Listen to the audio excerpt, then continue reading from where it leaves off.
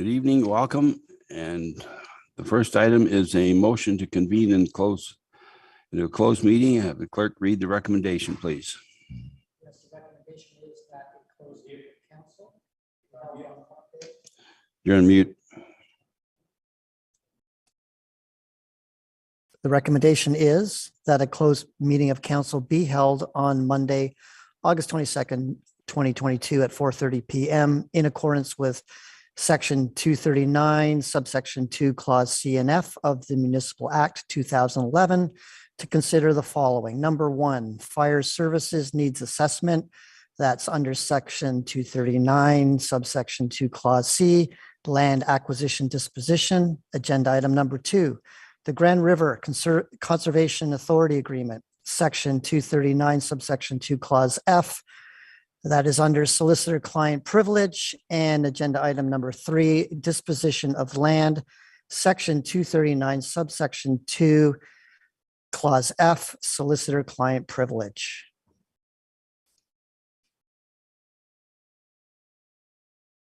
We need a mover and a seconder. Mover and a seconder, please. Thanks. Moved by Councillor Hallman, second by Councillor Fanning. All in favor? That is carried. Thank you.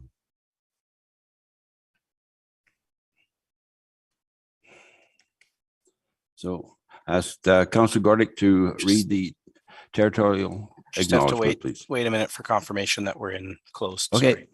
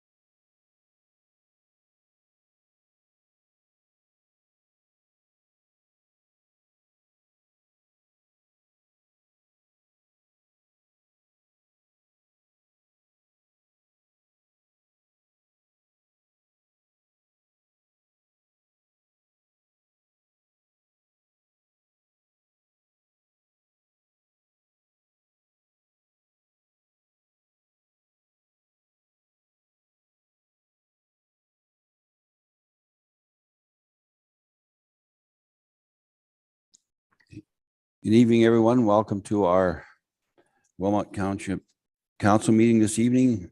We have to start with a motion to reconvene. The clerk, read the recommendation, please.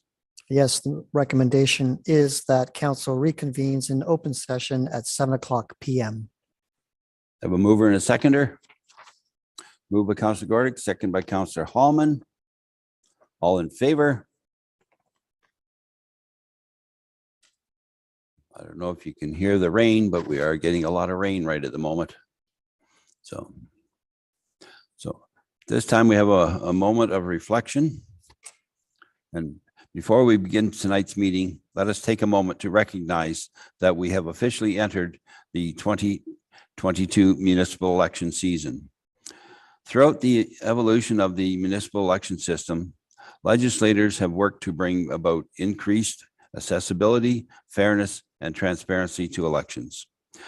We can all be thankful for the opportunity we have as Canadians to participate in these municipal elections in a free and fair manner, while staff ensure that electoral integrity is achieved.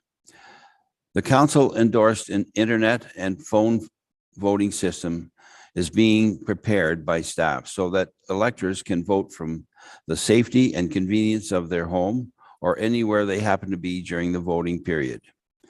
There will be 11 days during the voting period when residents will have access to voting for 24 hours a day.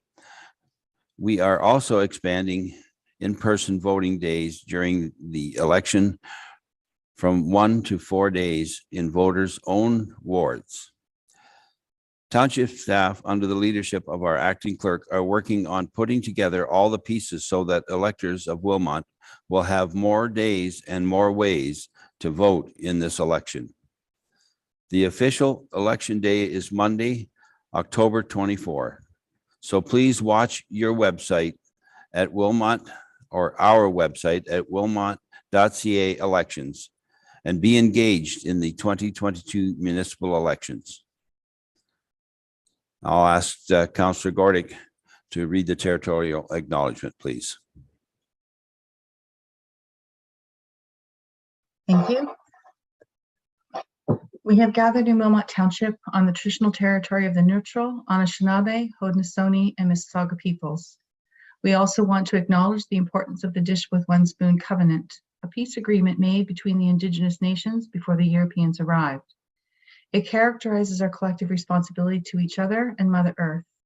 We should take only what we need, leave enough for others, and keep the dish clean. By acknowledging this covenant in the First Nations, Inuit and Métis, we are reminded of our important connection to this land where we live, learn, and work together as a community. Thank you.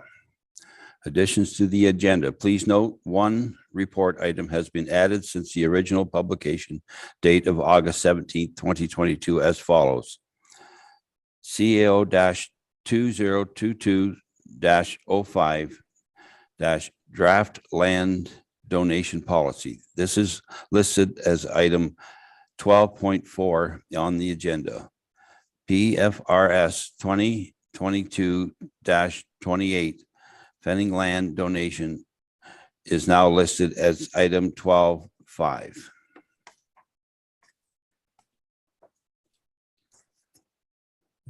Now ask the clerk to read the recommendation for the adoption of the agenda. The recommendation is that the agenda as presented for Monday, August 22nd, 2022 be adopted. I have a mover and a seconder. Councillor Gordick, Councillor Fisher, comments, questions? Seeing none, all in favor? That is carried. Thank you. Any disclosure of pecuniary interest under the Municipal Conflict of Interest Act? A note should be a disclosure. The note there should, excuse me. Should there be a disclosure, the clerk should have had advance notice and the minutes will reflect the disclosure. Obtain the required information from the clerk. Councillor Fenning has provided advance notice of a conflict concerning item 12.5. Did you want to comment on that, Councillor Fenning? So, okay, fine. So minutes from previous meetings. Have the clerk read the recommendation, please.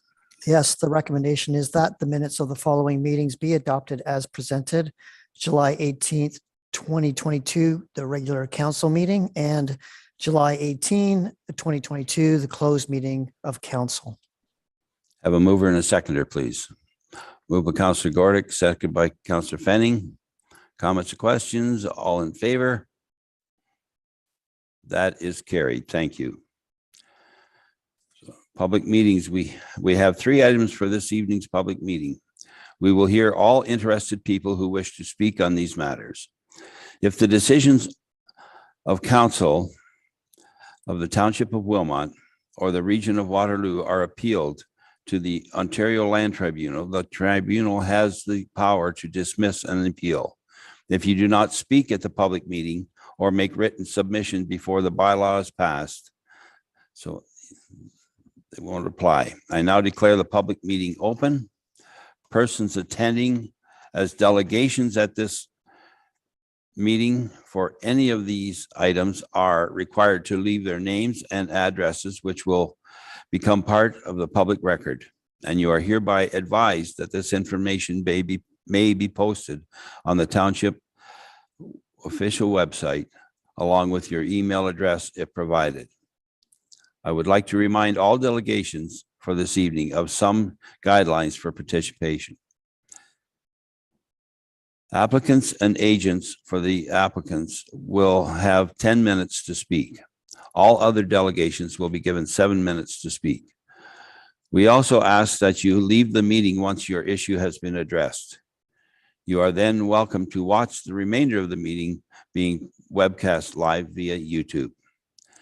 If you conduct yourself in any of the following manners, it will result in an immediate muting and removal from the meeting: interrupting councillors, staff, or other delegations, derogatory statements about councillors, staff, or others, hate speech, or defamatory comments. So the first item is a zone change application 0722 for 3151 Sand Hills Road. Mr. Miller. Yes, thank you, Mayor Armstrong. This application is proposing a temporary use bylaw to allow the existing home at 3151 Sand Hills Road to remain during the construction of a new dwelling on the property. So the temporary use bylaw would allow for 2 houses to remain on the property for a period of up to 18 months. So this time frame is intended to allow for the construction of the new home, but also the demolition of the existing buildings on the property. They are outlined in the attachment A in red. Should construction be completed sooner than 18 months, the recommendation does limit occupancy to 1 dwelling at any one time. So staff did not receive any concerns or comments during circulating the application. Are recommending that it be approved. Thank you.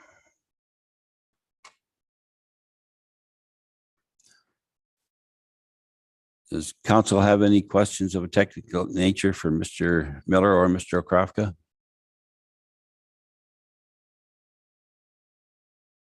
Seeing none, this is basically almost like a housekeeping process, because it's quite common that this happens. So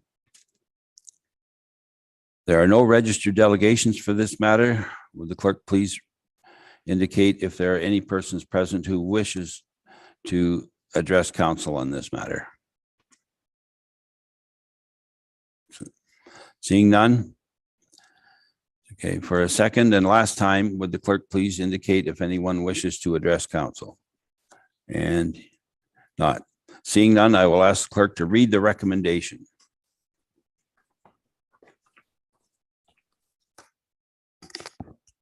The recommendation is that council approve zone change application 0722 by Tyler and Christy Zimmer to permit as a temporary use 2 dwellings for a period of up to 18 months, subject to the following: that the implementing bylaws specifically limit occupancy to only 1 dwelling at a time. Have a mover and a seconder, please. That's moved by Councillor Fisher, seconded by Councillor Fenning. All in favor?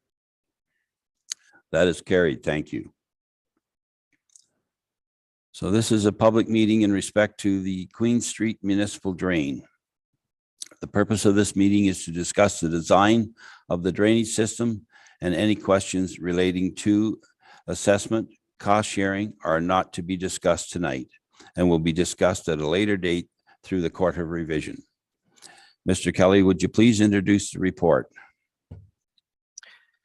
Thank you, Mayor Armstrong. As outlined, this report was prepared as a result of a petition received by the township and accepted by council at a meeting held on June 14th, 2021. At a subsequent meeting on August 23rd, 2021, a resolution was passed to appoint Headway Engineering to prepare this engineer's report, which was done so in accordance with the Drainage Act. Tonight, we are joined by Mr. Stephen Brickman of Headway Engineering, who will be presenting the engineer's report for council's consideration. Further to that, in accordance with Section 42 of the Drainage Act, provisional bylaw is being provided to be read a first and second time if the petition remains valid. Following that, the council resolution also includes suggested names for appointment to a Court of Revision to be scheduled for September 12th. So without further ado, I will hand it over to Stephen Brickman of Headway Engineering to overview the drainage engineer's report. We're also joined by the township's drainage superintendent, Mr. John Kunze, and I'll hand it over to you, Stephen. Thank you. Thank you. Can everybody hear my audio okay? Yes, we can. Okay. And there's the presentation.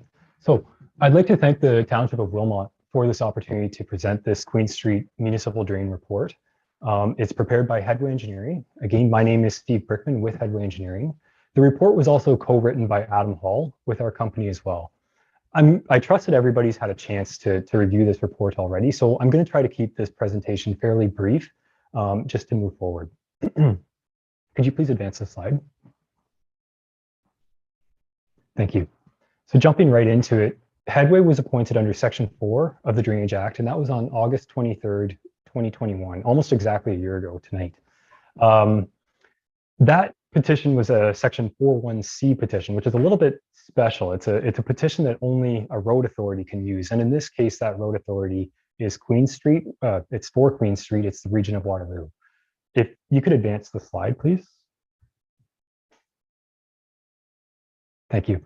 The location of the drainage system, on the right-hand side, we have an image there with a blue highlight of Wilmot Township approximately, and there's a red dashed call out showing the location of this drain, which is just north of New Dundee. In that call out, there's a purple area approximately highlighting the watershed, and the lots affected are lots 6 and 7 in concession 3, block A, like I mentioned, just north of New Dundee. There's a couple other points on the slide, but I think I'm actually going to discuss those in a couple other slides from now. So if you don't mind advancing the slide, please. Thank you. In the preparation of this report, we completed several different engagements, 2 of them being public engagements and 2 others being petitioner meetings as well. The very first public engagement was on October 20th of 2021, and that was an on-site meeting. So the purpose of that meeting was for landowners and petitioners to explain to us the issues that they're having and what the problems are, and really to kind of introduce the engineer to this project. From there, the engineering firm, Headway Engineering, we completed a survey, we carried out a design, construction cost estimate and assessment schedules, and we presented those to the petitioner to start things off on March 31st and April 26th, just to make sure that it met their needs for their special needs, basically, for the Queen Street Road. From there, we moved into a public information meeting, which was held on May 19th, where we presented this design, and the cost estimates, assessments, and the drawings there too. Could you please advance the slide? Thank you. Here's an image approximately of the watershed area. So the watershed area, it's approximately 20 hectares in size. It's made up of mostly agricultural land. There's also roads at Queen Street, and then there's the Apple development just on the east side of Queen Street. And then there's Cottage Lane moving downstream further. The existing drainage system that's in place there today is a private drainage system. It's mainly an open channel. And as that water advances through the system and moves toward the outlet, it becomes less controlled as it flows toward Cottage Lane. The purpose of this project is to get a legal outlet for the Queen Street drain and also to accommodate future development plans for that Apple property. So the existing alignment of that drainage system on the Apple property does not line up with the developer's plans for houses in the future. The new system is going to be a municipal drainage system under the Drainage Act. It's constructed to drainage standards typical of arterial roads, which is a little bit higher design standard than what's typical, but that's a 1 in 25-year rainfall event. And pipe sizes range from 30-inch to 36-inch, about 213 meters long. And like I mentioned before, the alignment of that drain is roughly around the perimeter of the property in order to accommodate the future development on the Apple property. Could you please advance the slide? Oh, one more actually. That was just a highlight of the direction of flow. Thank you. This is actually my last slide. It's the estimated project costs. And on the very bottom here, you can see that the estimated project costs are about $320,000. The pie chart on the left shows a bit of a breakdown or categories of where those estimated costs belong. There's allowances, which is that orange wedge. The construction costs make up the bulk of the cost estimate. And then you move more into the administration and engineering costs. So things like the meetings and the preparation of the report, contract administration, and then lastly, there's net HST taxes and contingency items. So once again, the estimated cost of the project, about $320,000. And that actually concludes my high-level overview of this Queen Street Municipal Drain project. If there's any questions, I'd be happy to try to field those.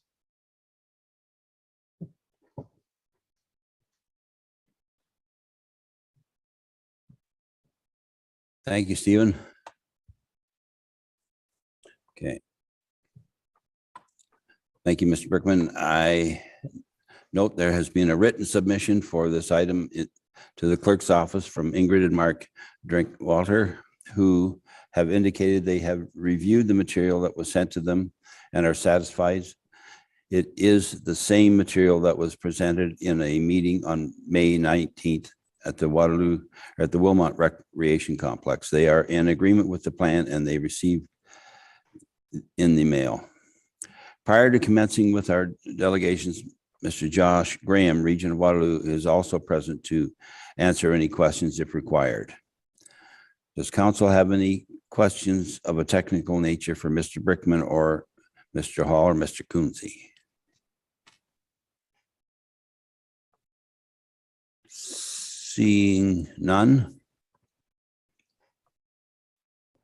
Our next delegation are Courtney and Darren Huber of Huber Excavating.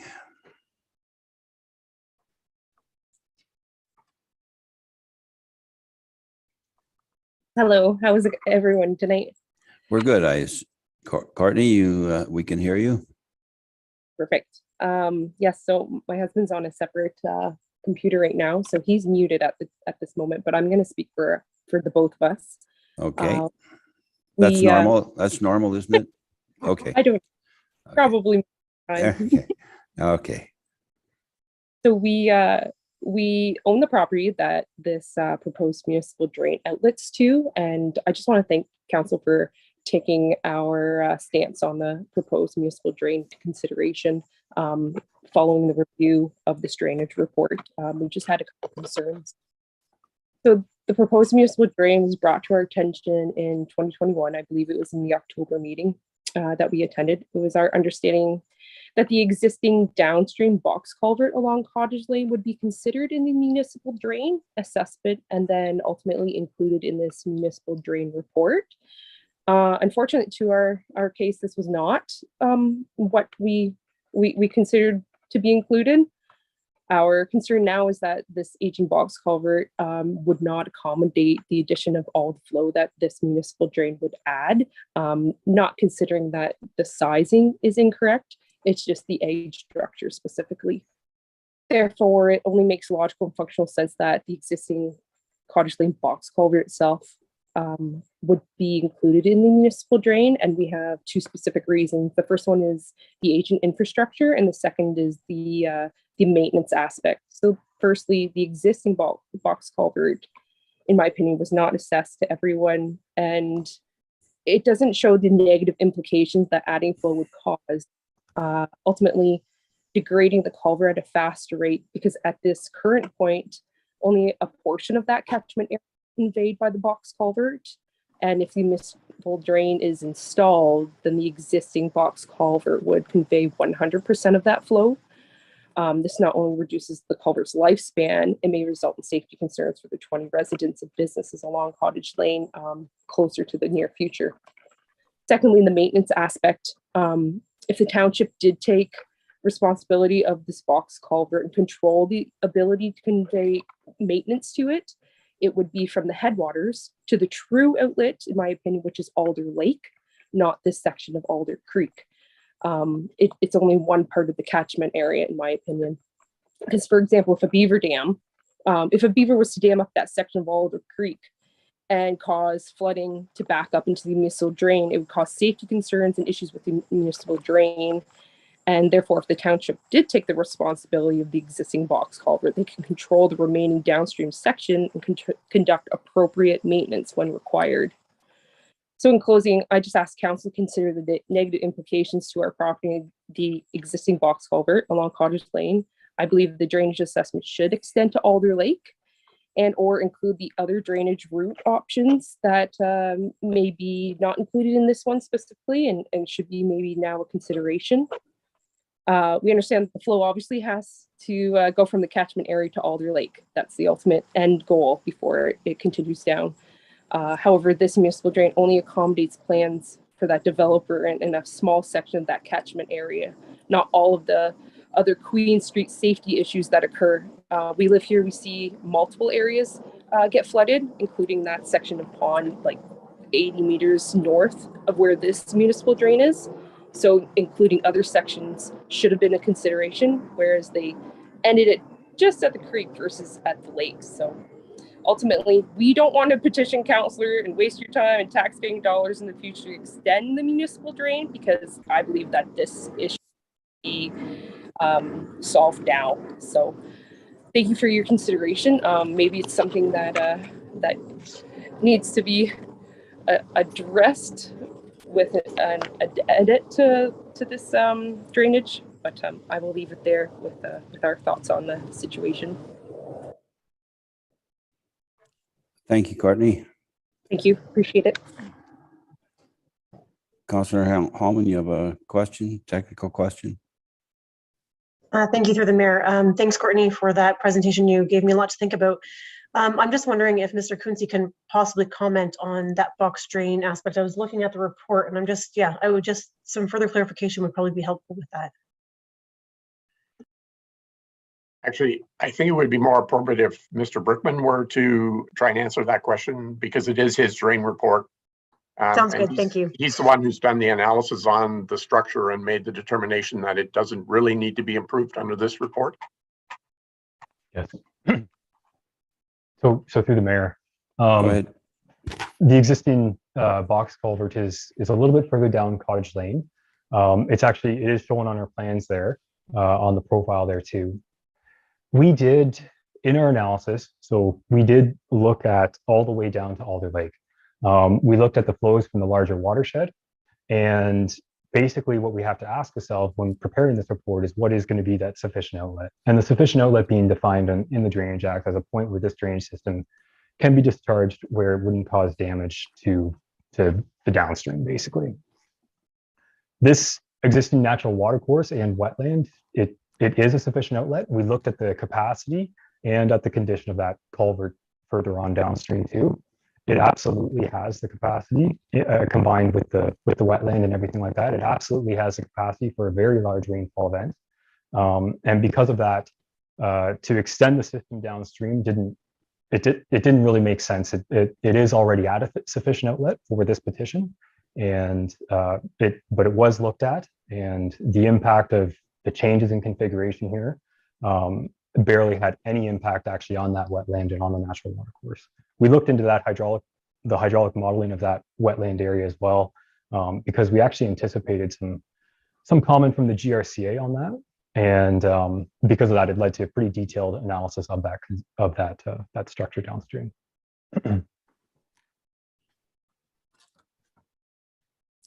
Thank you, Stephen. Yep, go ahead. Thanks, Mr. Brickman. Can you comment on the ponding that Ms. Huber has commented on? Will that be addressed in any way with this? The ponding, sorry, where was the ponding? Was that up toward Queen Street? I think it was. Just looking at my notes here, I believe that's what she had said, yes. Yeah, so, okay.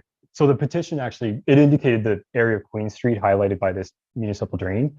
It did not, the petition did not identify further areas upstream or other locations like that. So we have to focus on this petition, not on kind of an expanded area. That's where the authority basically limits us to. Thank you. Councillor Gordick. Thank you, through the mayor. I think actually this will go back to one of our staff as opposed to Mr. Brickman. On the report, I just have a quick question with regards to one of the recommendations. It was on page 32 of the 413 package, where it recommends that the region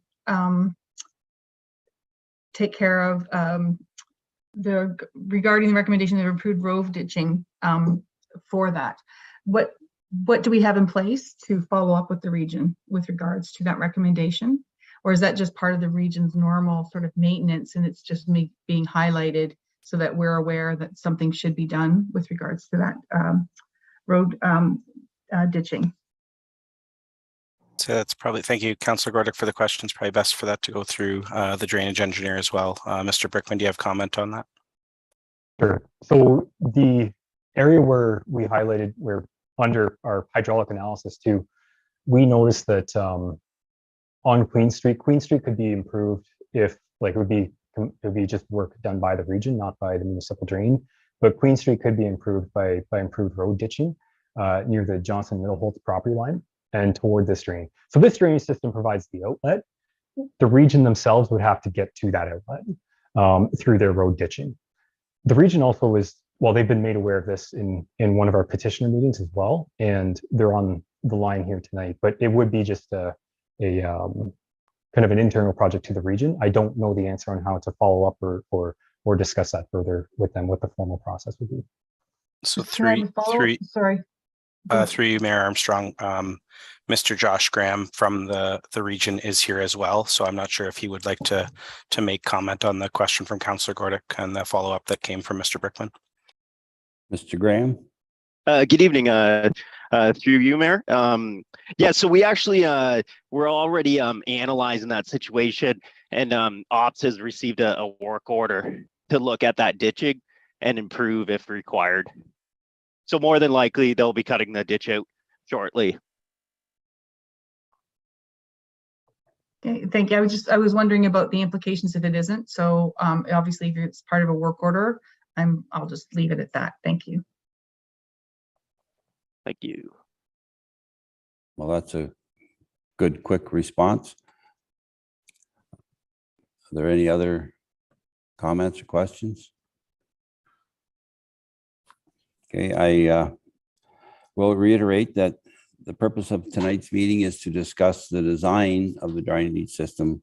Would the clerk please indicate if there are any other persons present who wish to address council on this matter? Okay. Mr. Mayor, excuse me, Mr. Mayor, there is an individual, we don't know for what item she's registered. Her name is Sonia Kurivija. I just wondered if that individual could let us know if she's here for this item or for the next item.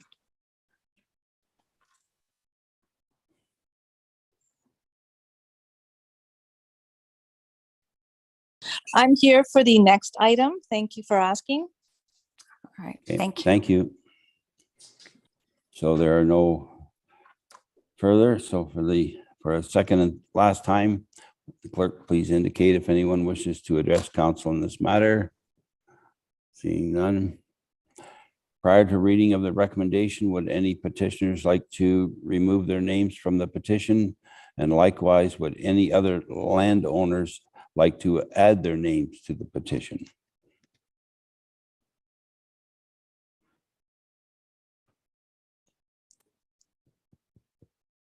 Seeing none, I will ask the clerk to read the recommendation, please.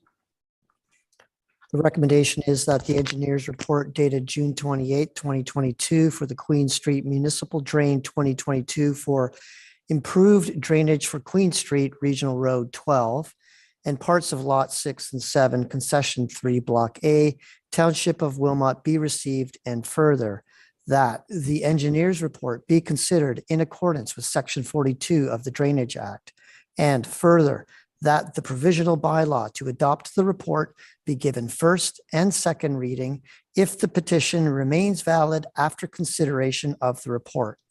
And further, that the date for the Court of Revision be scheduled for September 12th, 2022, with Mayor Les Armstrong, Councillor Angie Holman, and Councillor Barry Fisher appointed as members for the Court of Revision. I have a mover and a seconder, please. Councillor Fenning, Councillor Gordick. All in favor? That is carried. Thank you. So the next item is public meeting in respect of zone change amendment 0622 regarding 1856 Snyder's Road East. Mr. Martin, you may introduce the report, please. Thank you, Mayor Armstrong. This application deals with 1856 Snyder's Road East. The application proposes an extractive operation on approximately 27.5 hectares, would rezone the lands from agriculture to zone 14. The application also proposes accessory uses of importation of concrete and asphalt for recycling as part of the operation, and also looks to rezone approximately 1.5 acres to open space, dealing with environmental features on this property. The report simply at this point is summarizing comments that have been received prior to the preparation of this report. It does not provide any recommendations on the application at this point. A number of the technical documents that were prepared in support of the application are still presently under review and or peer review. And at such time as we have comments back on those studies, and consideration has been given to any additional comments that are received at this public meeting or afterwards, staff would then return to council with a more detailed report and recommendations on the application. This report does include appendixes that provide the comments that were provided both in support and opposition of the application to date, along with kind of the current status of agency comments on what information has been reviewed to date. I'll leave my comments at that. At this point, I know that the applicant and their consultant is in attendance, and I'm sure we'll be providing some additional details for council's consideration.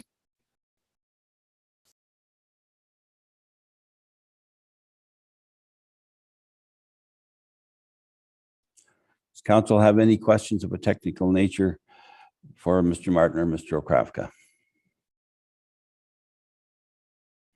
Seeing none.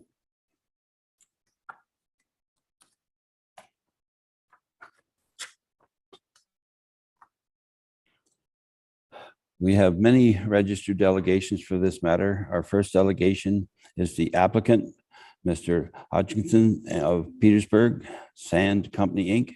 As the applicant, you have 10 minutes to speak, Mr. Hodgkinson. Thank you, Mr. Mayor. Good evening, Mayor and Council and Wilmot Township staff and citizens. My name is Mike Hodgkinson. I am the 100% owner of a local small business called Petersburg Sand Company. Myself, my team are here today to answer any questions you may have about the rezoning of a portion of my farm to Class A pit above the water table. Unlike other gravel pit applications, I live on this farm. I have owned and managed this farm for the past 10 years. As an Ontario Federation of Agriculture member, it is undeniable that agriculture operations cannot exist without the daily use and support of sand and gravel. In fact, every aspect of farming in Canada depends on it. Barns, silos, houses, water wells, septic systems, manure storage, barnyards, laneways, and drainage are all constructed using sand and gravel. This also extends to other parts of agriculture. Seeds, fertilizer, animals, fuel, machinery, and finished products are all shipped through roadways, highways, railways, seaports, and airports. Animal processing, feed mills, grain storage, frozen warehousing, down to the grocery stores where families collect the food are built using sand and gravel. We hope Petersburg Sand Company will become a key player in providing valuable resources that are vital to building our community. I want to thank the 20 plus people who submitted letters of support for this project. As you will notice, these people represent direct neighbors and small businesses within the region. These supporters understand that life is virtually impossible without sand and gravel. I have spent the last 3 years hiring and working with the best team of engineers available to ensure that our water supply will be safe, noise and dust will be mitigated, and our animals are out of harm's way. A strong rehabilitation plan has also been designed to return the land to agriculture. I named this new pit Middle Street Pit to pay tribute to the origins of Wilmot Township. The first 3 roads constructed in 1828 were Upper Street, Middle Street, and Lower Street. These are currently known as Herb Street, Snyder's Road, and Bleems Road today. These streets were designed and built as main thoroughfares to support the growth of our community as they still do today. These major arteries support agriculture, regional landfill, sand and gravel, and the delivery of food, goods, and healthcare. I have done my due diligence as a business owner and homeowner on Snyder's Road to ensure this gravel pit will pose no threat to the things that matter most to the people living in this community. It's important to repeat that the Region of Waterloo staff have confirmed engineered traffic modeling to ensure loads on the highway and current infrastructure can handle a maximum case scenario for the trucks visiting this new site. I would like to thank my neighbors for being part of this process. We are opening to hearing their thoughts and input into this application. I'm here to answer any questions you may have. Thank you for your time. Thank you, Mike. Any questions at this time? Seeing none. Our next delegation is Dave Barrett of IBI Group. Good evening, Mayor Armstrong, members of council. My name is Dave Barrett. I'm a planner with IBI Group. I'm here on behalf of Petersburg Sand Company. My presentation today will describe the ARA license process underway, introduce the technical team, provide a general overview of the proposed operation, and a brief summary of the technical studies completed in support of the applications. Next slide, please. The next 3 slides list the project team and the technical studies undertaken in support of the application. These studies were initiated over 2 years ago and involved pre-consultation with the township, region, GRCA, and the province, approval of terms of reference, many hours of fieldwork, monitoring, and preparation of reports and site plans. The planning justification report and ARA site plans were prepared by IBI Group.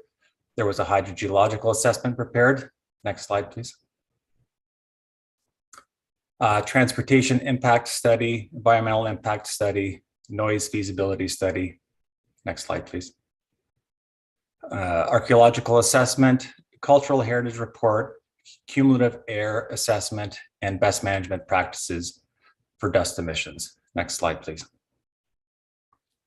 There are 2 approvals required in order to obtain an approval for a gravel pit: a license under the Aggregate Resource Act issued by the province and a zoning bylaw amendment issued by the township. The formal consultation process for the ARA license application began after the province deemed the application complete on June 10th. The ARA consultation period formally began on June 30th with neighbor circulation by registered mail, agency and First Nations circulation, newspaper notices, and a sign on the property. A public information session was held on July 12th in St. Agatha. The technical team was on hand to present the application and answer questions. 9 members of the community attended the meeting. Consultation period lasts for 60 days and ends on August 29th. However, this is not the end of either process. Next slide, please. This flow chart illustrates the two application processes that are underway concurrently. The left side of the slide illustrates the zone change process, while the right side illustrates the license process. We are currently within the consultation stage of both processes. Following the end of the consultation period, the applicant is responsible for responding to agency and public comments in an attempt to resolve issues and obtain agency clearances before this application will be brought back to council. Next slide, please. Mr. Martin's report provides a good summary of how the subject property is designated in the region and township official plans and the proposed zoning bylaw. So given my time, I'll try to minimize duplication. But in short, the yellow hatched area you see on this slide is the area of the proposed rezoning from agriculture to extractive industrial. The green area in the northeast corner is an existing woodlot, which will be rezoned from agriculture to open space. We've had a number of discussions with the region and GRCA about increasing the proposed open space zone to include recommended buffers from the woodland. Next slide, please. The next few slides include the proposed ARA site plans, which I'll provide a high-level description of. These are available on the township's website, so I would encourage people to look at those closer, just given the format of this meeting. This is the existing conditions plan, which illustrates the property as it is today. It shows a number of contours illustrating the topography of the site. The dark dashed boundary illustrates the license boundary, which is limited to the property north of the CNR line and to the northern limit of the hydro corridor. The extraction limit was proposed within that license boundary, 15 meters from the CNR line to the south, 15 meters from the western boundary, and then along the buffers from the woodland feature to the north. Next slide, please. This is the operational plan with phase 1 highlighted in green. Extraction will commence north of a high point or ridge in the middle of the property. This ridge provides a natural visual and acoustic barrier as extraction proceeds in a northerly direction. Most of the processing and storage of any imported material would occur within phase 1. Next slide, please. This is phase 2 highlighted in green. Again, its extraction is proceeding in a northerly direction. Next slide, please. Here, phase 3 is highlighted. Extraction continues to the limit of extraction. As noted, the northerly extraction limit is based on recommendations from the EIS, which is a buffer from the woodland, and recommendations from the hydrogeological study, which intend to maintain surface flow to catchment areas north of the property. Next slide, please. Finally, phase 4 is highlighted here, where extraction will proceed in a southerly direction toward the setback from the CNR line. Processing is limited within this phase, given proximity to neighbors to the southwest. Next slide, please. This overwhelming page is the operational notes. These include standard operating regulations and then all of the consolidated recommendations from the technical reports. Next slide, please. This is the rehabilitation plan. It illustrates the sequencing of progressive rehab, the final side slopes and pit floor, which will be common with the existing pit, the Ariscraft pit to the east. The rehab plan also contains the rehab recommendations from the agricultural impact assessment. Next slide, please. And finally, the cross sections, which depict the existing profile and then the proposed rehab profiles of the property. Over the next few slides, I'll provide a brief overview of some of the technical studies completed in support of the application. Next slide, please. Yes, thank you. The agricultural impact assessment was undertaken by DBH. The AIA included soil investigations to determine soil quality and a study of agricultural uses in the study area. The AIA recommended measures which are included on the site plan, and this study will be peer reviewed by the region. Next slide, please. Next slide, please. An archaeological assessment was undertaken by Fisher Archaeological Consulting, and a cultural heritage impact assessment was completed by TMHC. Both these studies concluded that nothing of cultural significance was found on the property or within the study area. Both these studies have been reviewed by the Ministry of Tourism, Culture and Sport, and clearance has been provided. Next slide, please. Next slide again, please. Two separate studies dealing with dust and air quality were prepared by GHD. A best management practices plan recommended measures to control dust on site, including application of water, a grizzly screen at the exit, paved entryways, berms. These mitigation measures are also on the site plans. The second study relates to cumulative impacts. This study takes into account the existing 6 operations in the area. It determined that the proposed pit will have minimal adverse effects. Next slide, please. The hydrogeological assessment was prepared by Hardin Environmental. The study concluded that given that the pit will remain above the water table and no water taking is proposed, that no change in water quantity is expected to any private or municipal wells. There are also no groundwater quality threats. The extraction area has been deliberately located outside the catchment area of nearby wetlands and water features, and a monitoring program for groundwater levels has been implemented on site. Next slide, please.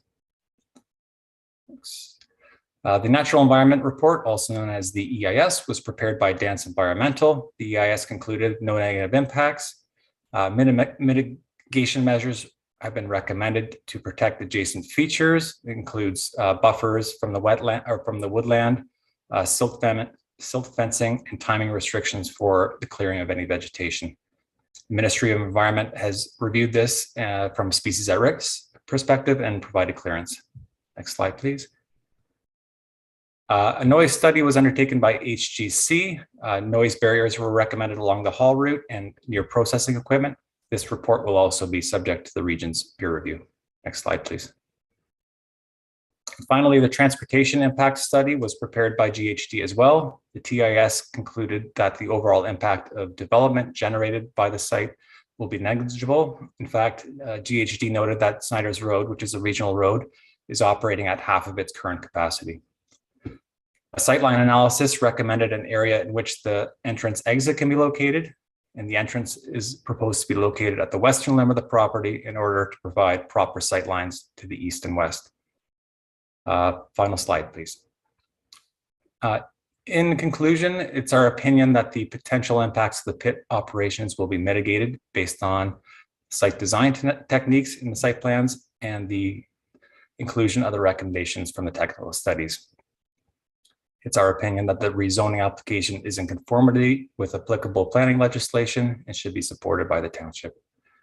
We look forward to continuing to work with review agencies and neighbors through the consultation process. Thank you for your time this evening, and I'm available to answer any questions. Thank you. Thank you, Dave. Any questions, Mr. Barrett? Councillor Hallman? Thanks for the mayor.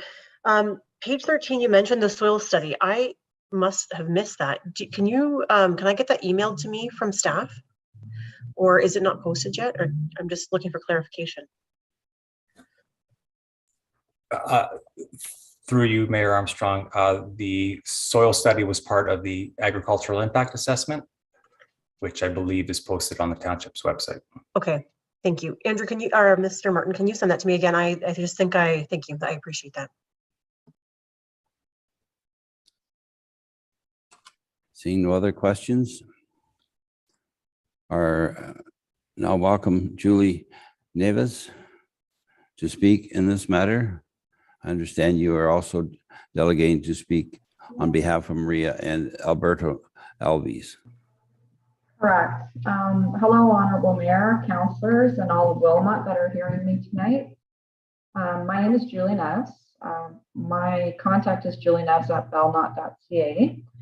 I will be representing my family and my parents, Maria and Alberto Alves, who have properties located at 1837 Snyder's Road East, 1910 Snyder's Road East, 2123, and 2143 Snyder's Road East.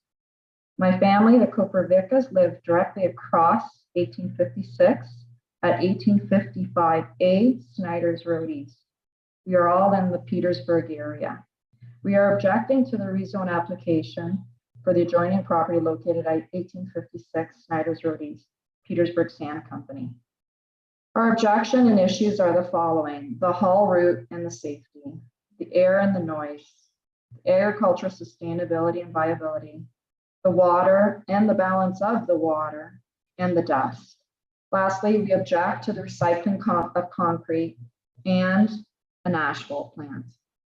The haul route and safety, basically, Snyder's Road East used to be the exit of the city of Kitchener. And to divert the traffic from small towns, the road was built, new Highway 7 was built.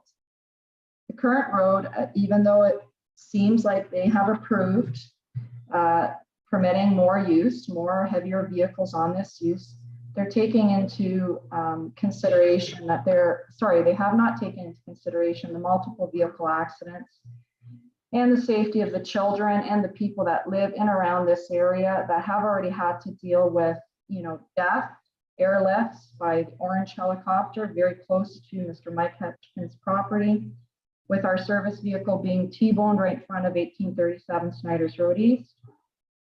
And the fact that currently we own the 1910 property, which has had a train collision with a truck of Ariscraft. This road will not only become a highway again, but it will create the fumes and emissions of further tandem trucks on our roads, will become unsafe for the children that currently get on a school bus in around that area. And the motor vehicles and the vehicle users and everyone that uses this road, as currently along the Regional Road 6, Snyder's Road, at Dino's Truck, at Ariscraft, trucks line up at 4:30 in the morning, gates open at 5, and these trucks are all along Snyder's Road. They occupy the lanes as they're waiting for gates to open up. Most of these operations are to start at 7, but the gates open up sooner. So they are occupying the road as they're waiting to enter these pits. So having these extra vehicles on the road will cause us a lot of harm, put us in danger, and further, no permission has been given to Mr. Hotchkins, nor use of the laneway of 1910, the so-called referred Ariscraft driveway. The noise in the air is the other issue as well, with the fumes from the haul route, the dust created by the haul route, and the operations are also a concern. On the page 6, prepared by HGC, prepared an acoustical model of the proposed activities in the pit using modeling assumptions as per their words. The haul route, haul traffic, and additional activities are not included, such as the asphalt plant. No vibrations nor studies on vibrations are mentioned. The NP 300 does not measure low frequency noise properly from diesel equipment, trains, and trucks. The operations from 7 a.m. to 7 p.m. have given us no guarantee that they will be operating within those time limits. They will continue to disturb the peace and the quiet. They will wake up our residents, as we experience this currently on this road with Dino's Trucking and Ariscraft. We will have negative impact, high levels of annoyance, loss of sleep, and adverse effects on quality of life and health. We then also are concerned with the sustainability of the agricultural and its viability. Province has a policy statement to direct and further protect the health, livable, and safe communities are sustained, among other things, avoiding the development and land use patterns that may cause environmental or public health and safety concerns. Today, and all over the world, we are seeing farms being destroyed. There's an active war that is now scarcely diminishing our farms and depleting our food. This is happening today, and the generations to come need farms to feed and protect for its survival of food. I asked the Wilmot Township, countryside needs to be protected. Petersburg has always been a great contributor, and all the farms around it. The water and the dust. So in the record today, Mr. Hotchkins said that no water will be removed and no extraction beneath the water table is planned. We have read your application and all your studies, and in the application, part of your trucks, wheels, driveway, washing down equipment, and further use of best dust measures practices all indicate you will be using water. When you wash down those trucks and you hose down those wheels, I ask you, what will you be doing with that water that's coming off those trucks? And dust. Again, in the record, Mr. Hodgkins does mention that cumulative dust study confirms no impact to air quality. In your air quality report submitted, in the conclusion, it states the cumulative emissions that include the site and the neighboring 6 pits demonstrated compliance with the various guidelines except for silica. As you're all aware, silica is not a healthy, and cumulative effects from all 6 pits. Not once has anybody come out to visit our neighbors. We have people with asthma, people that have died of cancer. We have a lot of things happening here. And then lastly, asphalt plants. Currently, there are 3 pits permitted to use, permitted the use, and amongst the 6 licensed pits, you're proposing 1 more. We will have then 4 dumping grounds on the entrance of Wilmot. Wrap up, please, Julie. Sorry? Okay. Wrap up, please. Your time is up. We will then have a dump ground on the entrance of Wilmot if you add 1 more. Recycling of asphalt, piles of asphalt. This is what these pits have become. Thank you. Thank you. See no questions. Our next delegation is Edward Haley.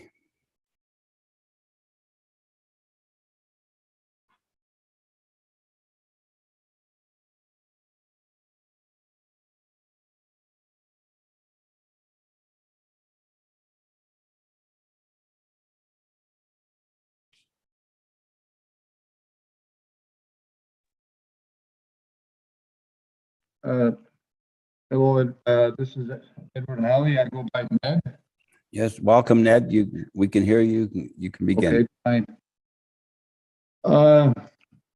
First of all, due to the short time span we've had for information when we got started on this, I just want to let everyone know that we will be getting together as a group to get incorporated so that we can go against the pit. Anyway, we do have, we're all worried about everything. Like we got the noise factors, the air quality, the road access, the traffic route data. Is this traffic route data truly any good? Because I've been here 18 years and just did the short stretch of road from the top of the hill to the east of me at the front. Excuse me, Ned. Yes. For some reason, you're cutting out occasionally. I'm not sure if you're too close or too far away from your microphone, or you keep moving away. It just keeps fading in and out. It's hard to hear. Okay. Anyway, there's a lot. I don't know if this regional, when they do their data, do they take into effect all the accidents and stuff on this road? This road is so accident prone. I listed a bunch in the form that I sent in for the August 10th. I imagine you all got a list of that. But it's a large amount of accidents just in this stretch. This one I know of. Like, do the Waterloo region take this into account when they do their data? I've been here 18 years. This road is getting unbelievable with traffic. To say that it's not up to par yet, it's not full. I can't believe that.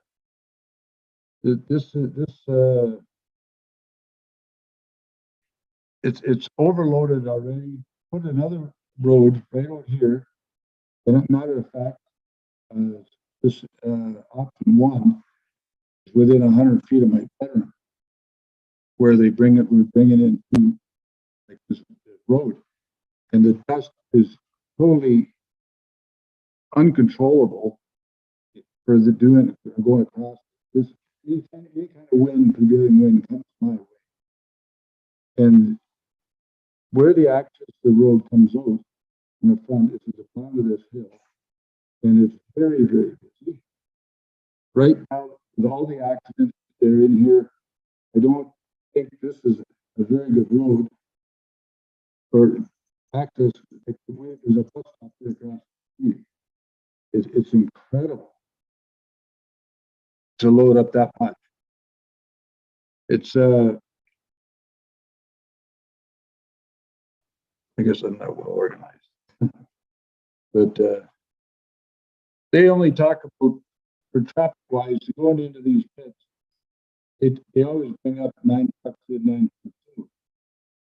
But as you know, there's going to be lots of other trucks being associated in there with smaller truck employees, heavy equipment, work crews for installations.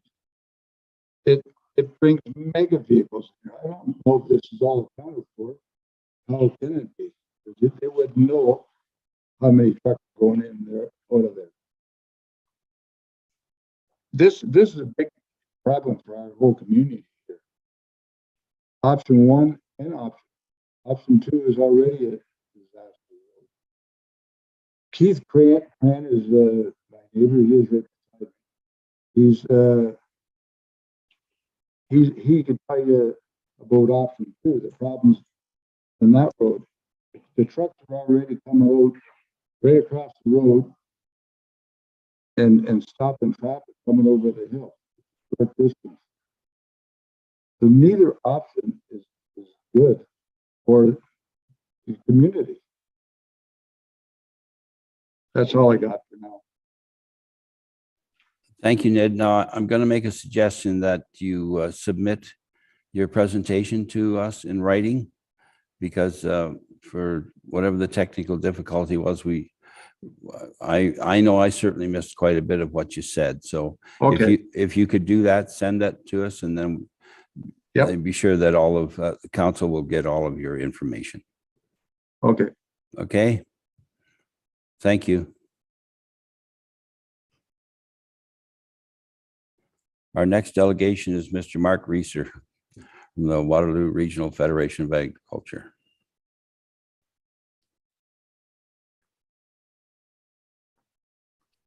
I don't see Mr. Reeser in the list of participants unless it's under a different name. Could you raise your hand if you're here, Mr. Reeser?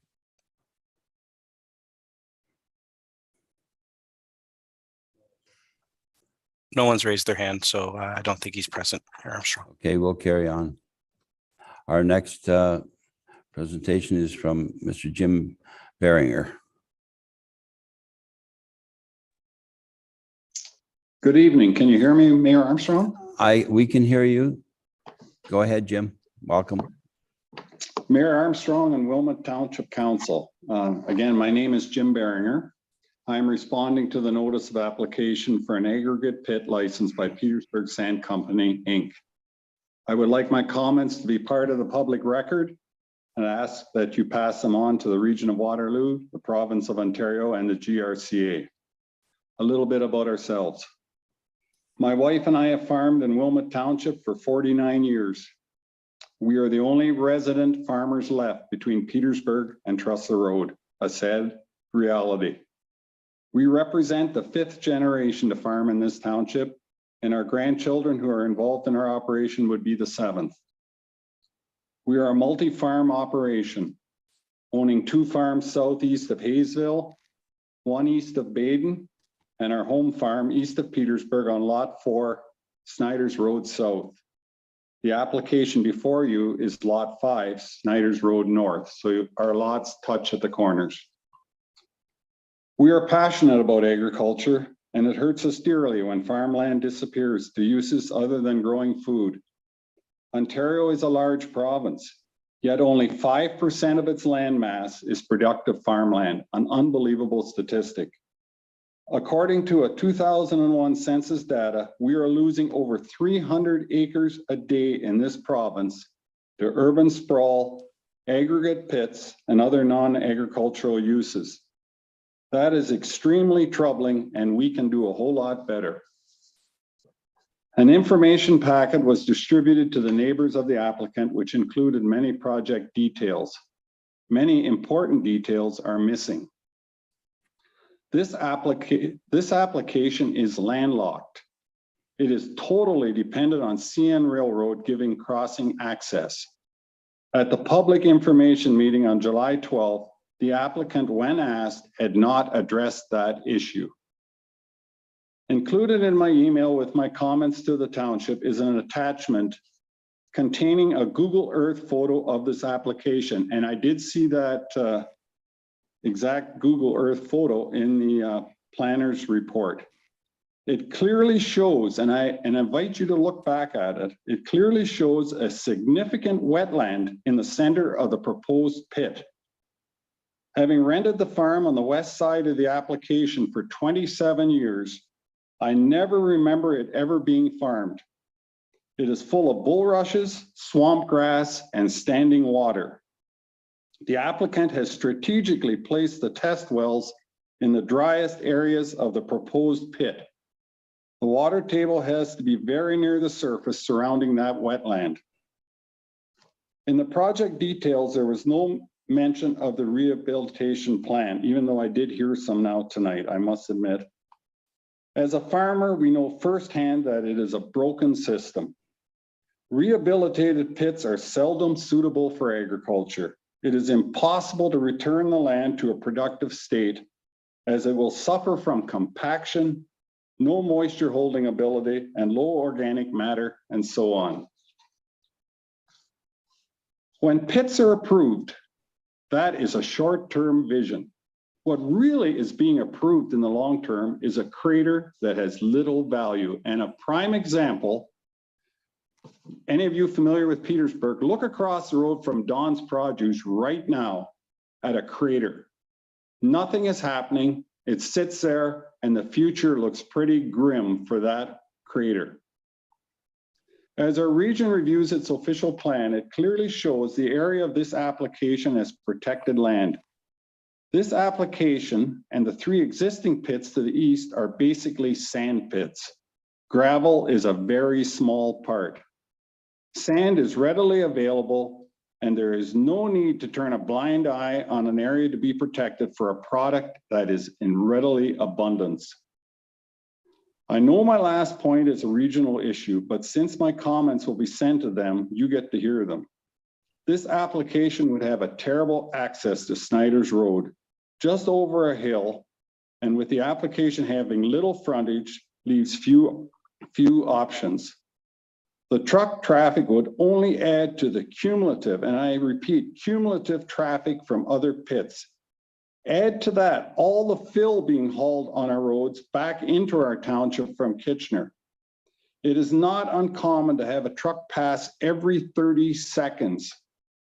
It can be very difficult as a farmer to share the road, and we are on it a lot traveling to our other farms. In closing, I realize that Wilmot Council can only do so much with these applications. But having said that, I ask that you do everything in your power to protect farmland. Every time one of these applications gets approved, it's another nail in the farming coffin. As a taxpayer, I support Wilmot Council defending their position if it ends up at the Ontario Land Tribunal. I am passionate about this township, and I've always considered Petersburg to be the gateway to Wilmot. Thank you. Thank you, Jim. There are no comments, questions. Next speaker are Bernice and Warren Bechtold.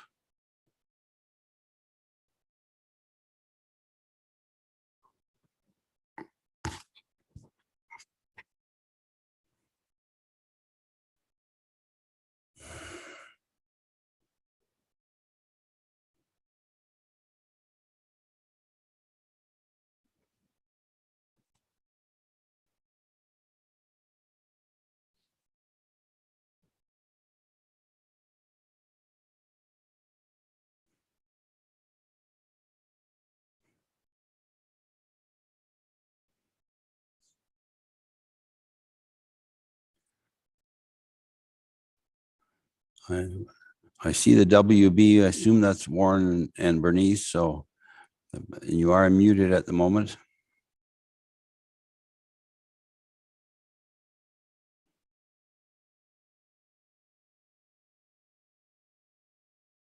Can you hear us? Hello, can you hear us now? I can hear you now. Welcome.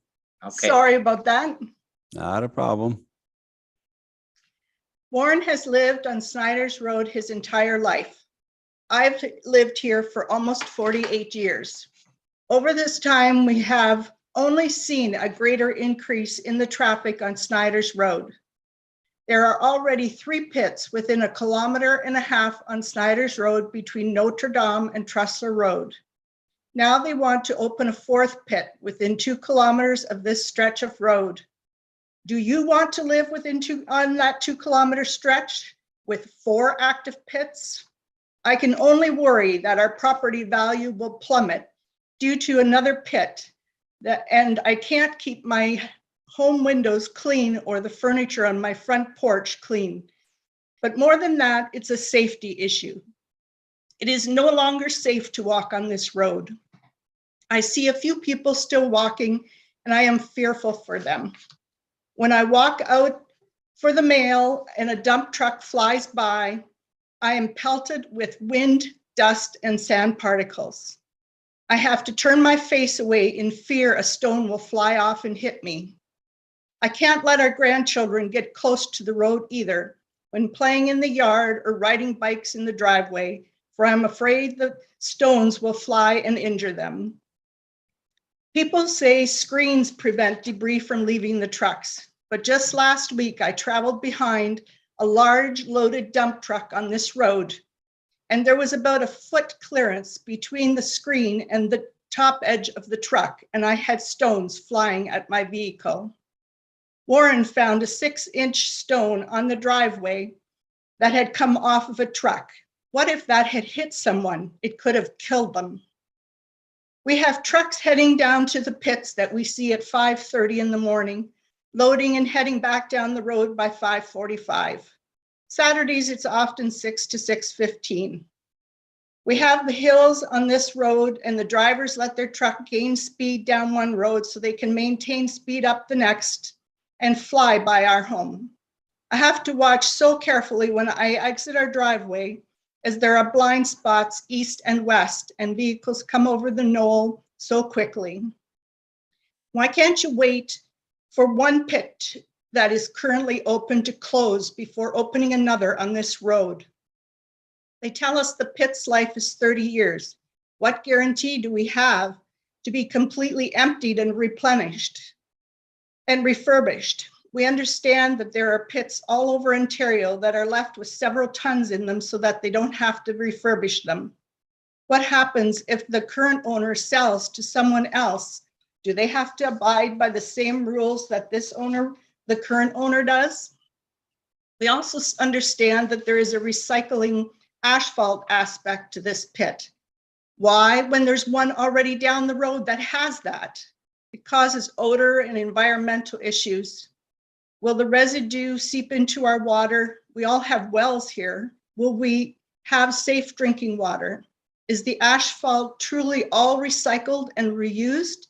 It certainly doesn't look like it down the road, where the very large pile never seems to go down, but only gets larger. We are not in favor of another pit opening until at least one other is closed. Now, my husband Warren has a few comments. Good evening, Mr. Mayor. And as you can see, I let Bernice talk first. Our first contact with PSC, I believe, was underhanded and very misleading. The consultant made a comment earlier that they want to work with the neighbors. Our first contact was a letter from Petersburg Sand Company, and it said, on behalf of Petersburg Sand Company, a local aggregate supplier. My question is, how can you say you're a supplier when you don't have a license and you're not in business? We only thought it was one of the other pits down the road that we knew were operating. Only when a second letter was delivered in June did we really find out the truth that there was an application for another pit. The region has said they don't need a traffic study. Why can there not be an actual traffic study done to see the actual truck traffic that has dramatically increased out here over the last number of years through the pits, the asphalt plants, the asphalt recycling, etc. They said in the application that traffic has increased about 2% a year. 2% of what? Cars, trucks, motorcycles, or bicycles? On the website, there were 2 letters from the school board saying that each board had no objection. I wish the people that are on the school board would live on this road and see the number of trucks that come in close contact with the school buses that pick up the children every day. Are the school boards not concerned about the safety of the children? There is a bus stop directly across the road from where the proposed pit entrance is. Is that going to be safe? I would like to ask council to look carefully at some of the letters that were sent in favor of this application.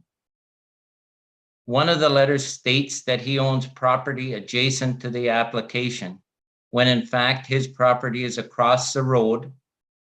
And when that letter writer bought that property, he looked at opening a pit himself. Many of the letters that are in favor of the application, if you look at paragraph 2 and 3, are 99% identical in wordage.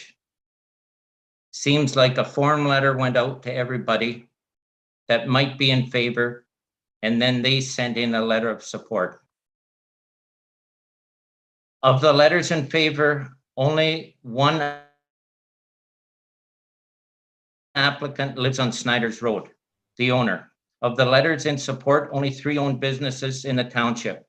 My final question for you, the Council of Wilmot Township. Who were you elected to represent? The people of Wilmot Township and maybe those on Snyder's Road, or those people outside the township? Thank you for your service and time serving the people of Wilmot Township. Thank you, Warren. And it was wise to let your wife speak first. Attaboy. Our next speaker is Jeff Bedard.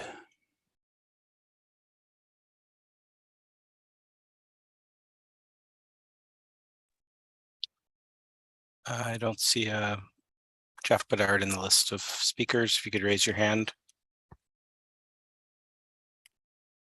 And no one's raised their hand, so you can move to the next speaker.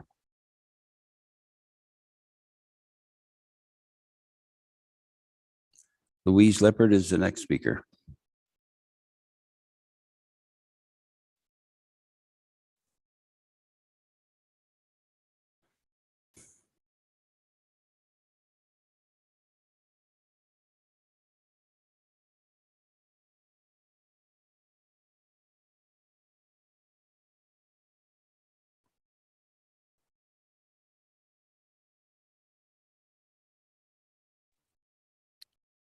Louise appears to have left the meeting, so we can move to the next one. And if Louise can rejoin, we can add her to the end.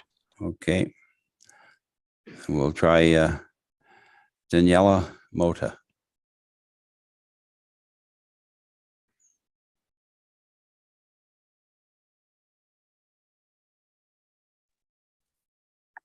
And that's 0 for 3. There's no Daniela Mota in the waiting. What's eh? Oh, here we go. Ah. Hello, can you hear me? Yes, welcome, Daniela. You may proceed. Thank you. I apologize. The connection doesn't seem to be very stable. I won't take up too much of the time of the council and of our residents. But I moved to Snyder's Road, east to be exact, approximately 2 years ago. And in that 2 years, I moved here specifically because of the countryside, a nice, safe place to raise my children, plant my vegetable garden, have some sheep and some goats and chickens, and live a little bit outside of the city. What I witnessed last year on August 5th, 2021, was a haulage incident in front of my neighbors that almost took the life of my neighbor's niece.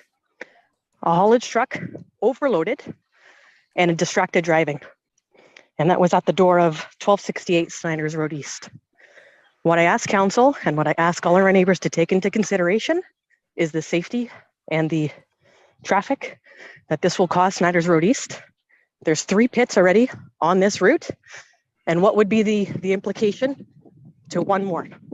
So I asked council, Ministry of Natural Resources, our MPs, our council, our residents, our neighbors, to take this into consideration when supporting yet another pit on our streets. And furthermore, the safety of my son when he's traveling to a bus, when Snyder's Road East looks like the Indy 500, has to stop, where trucks are passing school buses. And I have reported this to Shantz. Thank you very much. Thank you, Daniela. So our next speakers are Christine and Damer Caprivia. Hello? Hello. Hello, sorry. Good evening, Mayor Armstrong and the council. I actually live right across from the proposed sand pit. I'm on 1855 Snyder's Road East. And we've been here for about 20 plus years. My husband and I, we built a beautiful home here. We have 3 beautiful children, and they go to Sir Adam Beck plus Waterloo, Oxford as well. And number 1 concern is the safety of our children. We have 3 kids that attend Sir Adam Beck and Waterloo, Oxford High School. And the children that are on the bus already, we have a designated bus stop for our kids right across from the proposed sand pit. A few feet away from 1856 Snyder's Road East. And this is very scary. We will have huge dump trucks every 8 to 10 minutes colliding and interfering with our kids' bus stop, where there is already ongoing and heavy traffic for this area. These engineers cannot prove that this will be safe. This will increase the chances of accidents and possible death from these dump trucks. We are very concerned and scared, and this is affecting my mental health because of the safety of my kids and the kids that are already on the bus waiting for my kids to get on the bus. Their safety will be compromised.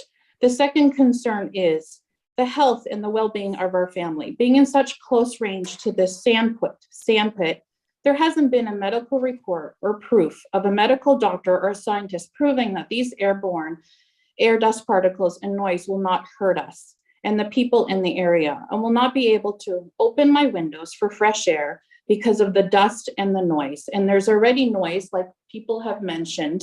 6 a.m. on a Saturday, we hear dump trucks, those buzzards when they're backing up. We hear the loud noise of the dump trucks of the back part of their trucks when they're dumping. We even hear it on Saturdays. We don't even get to enjoy our weekends like we used to. Our rights are being stripped away from us, enjoying the necessities of life such as clean air and quietness, safety, and the enjoyment of our property and our community. We would like a medical report from a licensed physician, not an engineer, for our health concerns to be addressed. As well, in the report earlier, in report that has been submitted in, there hasn't been a study about mentioned in the study of the traffic. There hasn't been buses considered in the safety in the transportation report. So I would just like to have that addressed, why that wasn't ever addressed about the school buses that go on this road. And that is our major concern, because my 3 kids, I've reported to the bus company, which I'm a little bit shocked that the school board is on board with this, because I have reported to the school board plus to the bus companies where I have witnessed dump trucks passing our school bus. The bus driver has even written down the license plates of these dump trucks. And I've already had to grab my kids, pull them back so they would not be in the way when my kids are crossing to getting on the school bus. So my biggest issue is the safety. Why isn't this being addressed? How come these reports, all these engineers and Mr. Mike Hutchinson, how come they've never talked about the school bus safety? So my question is to them, where is these reports? Where's the reports of the traffic around the buses when the buses are coming to pick up the kids and dropping off the kids? And so that was our biggest issue. This is causing a really big mental issue with me, because do I have to wake up in the morning, get them ready, and be scared to be putting them on the bus? Do I have to live like that just because this person would like to do a business where it's actually going to compromise people's health and safety? When do we draw the line? Where do we draw the line on this? So that is my biggest concern and my biggest issue. I may not be speaking clearly because I'm very emotional about this right now. And again, as you can see in the way I'm talking, it is affecting my mental well-being. So I am across from this proposed property.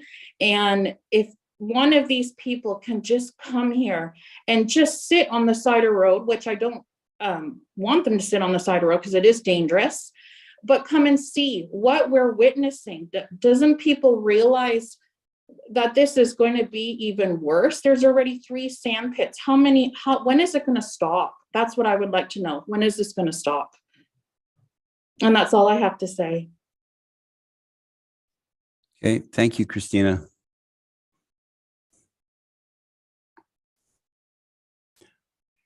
Okay, we have one last delegation that's mentioned here is Brooke Beckhold. Can you hear us? I can hear you. Okay, it's my daughter set this up because I'm computer illiterate. I fully understand. My name is Stephen Bechtold. Brooke is my daughter, and I live at 1826 Snyder's Road East. I live right beside the proposed pit, and I'd like to make a few comments. I'm 3rd generation here. I was born here. I grew up here. Our house is actually older than Canada, is sitting right here. And I'd like to make a few comments. One, the water. It's been mentioned already. The wells are in the 4 corners, but in the middle of the field is a wetland.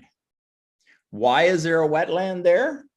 Because there's bulrushes and cattails there. That I think is wetland. I don't think we farm bulrushes. Why do I know it's wet there? Because the landowner 3 times in the last few years has come over and asked me to pull him out because he's stuck in the mud. So it's a wetland. If that isn't a wetland, I've got land on my property that I have 5 feet of water in the spring, but right now, if I mowed it, it'd be dry land. Can I fill that in? The other thing about water, he wants to put an asphalt plant or a crushing plant and a concrete crushing plant right next to my house, probably the same amount of distance as the council chambers are from Snyder's Road. I am a dialysis patient. I just finished 6 weeks in the hospital learning how to do dialysis. I do it at home. If he has one fuel spill, if he has one tanker truck dump oil, it's going to be in my well. It's going to kill me. This is ridiculous to be this close. The other thing I want to talk about is his first phase of excavation. He talked about this large burn. It isn't a large burn. Up until 3 years ago, it was a forest. There's about 2 acres there. He clear cut it. He has an excavation company. He took a swing shovel in and smashed all the trees and put them in a pile and burned them. I reported this to the township and nobody came out. Are we now allowed to clear cut?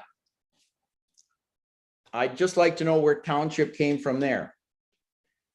The other thing is just plain the noise, not only from the pit and the crushing. Even if he puts burns up, my house is higher than that would be the burns. I sit above him. I'm going to be able to read the license plates of the trucks inside the pit. The other thing is he wants to come across the tracks at a spot that's probably, I'm guessing, 200 to 300 feet away from my bedroom window. Would you like to listen to 18 trucks an hour stopping and starting at 5 in the morning? And then at the other end of the road, there's another neighbor who's got it maybe within 100 feet of his property, trucks coming and going. For some reason, he's routed this roadway away from his house and around everybody else's. That's being a good neighbor. The other thing about that entrance, and it's come up before, is the school buses. Do we want another Lydia Hurley here? The last two things I want to bring up are a personal nature. On December 7th, on a Friday, 2007, I met 3 little girls in North Bay who a year later became my daughters. When they came here, the following year, this was their 6th home. We talked over a period of time and I said, this is going to be your forever home. I said, not just for now, forever. I told them my wish is for them to inherit this farm. If you put this pit in, it will destroy my promise to my kids, because this house will be uninhabitable because of the environmental damage you will do around me. The last comment I want to make is the applicant for this pit is saying he's getting along with all his neighbors and he's being really good in that. I have had more neighbors come to me after he's talked to them and said to him, don't worry about Stephen Bechtold. He will be dead when this pit goes in. That's what he thinks of our neighbors. I would thank you for your time. I would wish you would pass along my comments to the appropriate government officials that need it. And I hope you make the right decision for the people of Petersburg, not for one greedy individual. Thank you. Thank you, Steve.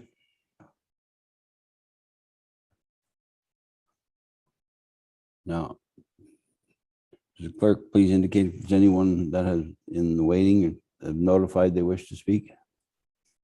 There are a couple of names I don't recognize. There's a Sonia Kuravia. If we could try to bring her forward.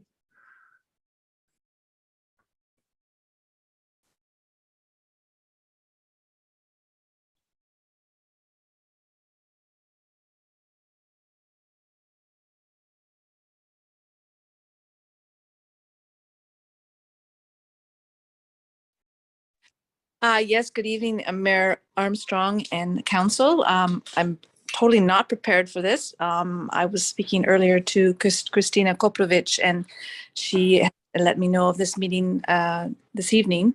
And I'm listening here with my husband, and very emotional as well, because the community, the way they speak passionately about Petersburg is astounding.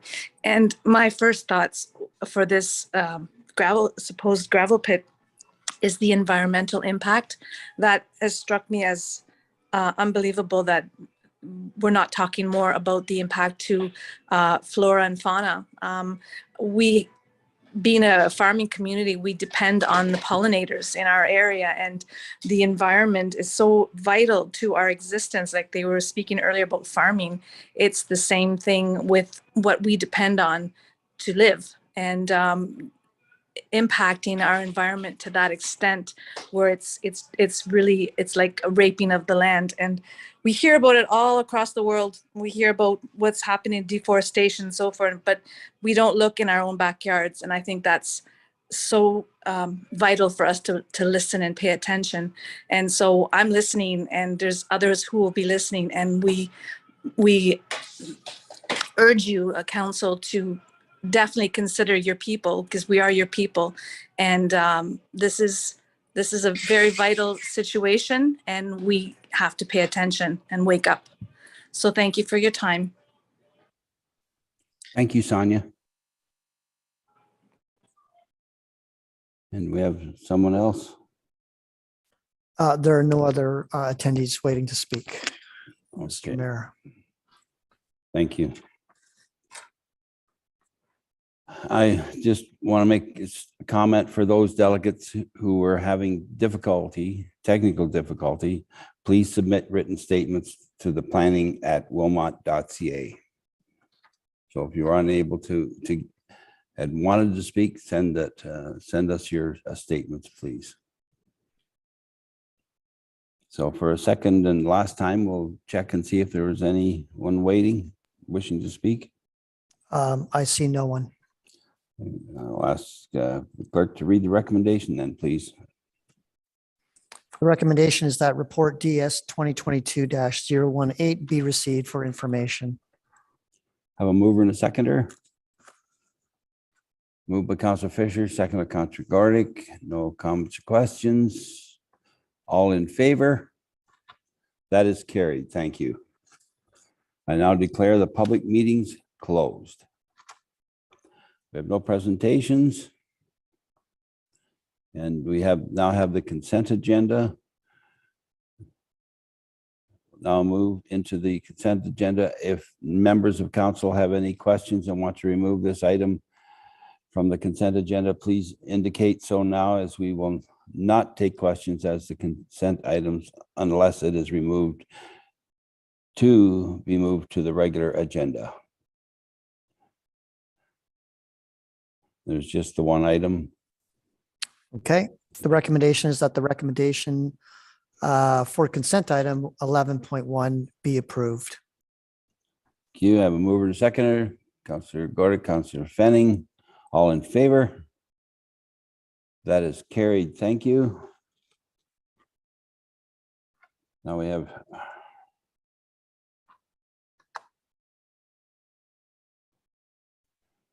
reports. First one is Asset Management Coordinator to introduce the first report, please. Thank you. Through you, Mary Armstrong. I'm Welcome, excited. Melissa. Oh, thank you.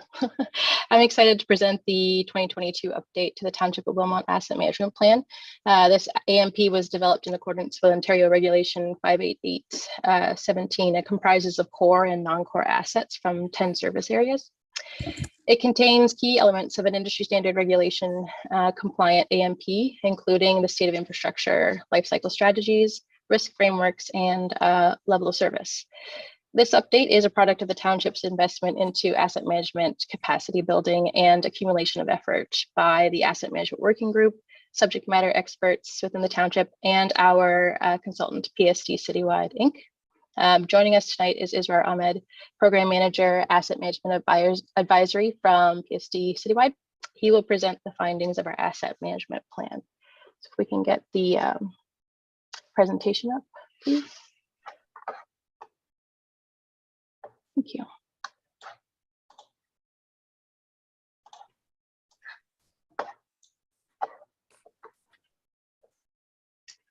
Whenever you're ready, there it is. Oh, thank you, Sorry. Leslie. Thank you, Yeah, go Leslie. ahead. Go ahead. I was going to defer to the mayor or you to give me the floor. Good evening, everybody, members of council, and certainly Leslie, Patrick, good to see you guys. And I'll do my best to summarize this massive project in the next 20 minutes or so. I know a lot of hard work went into this, and not just mine, mostly the staff. So Carl, if you don't mind, maybe progressing to the next slide.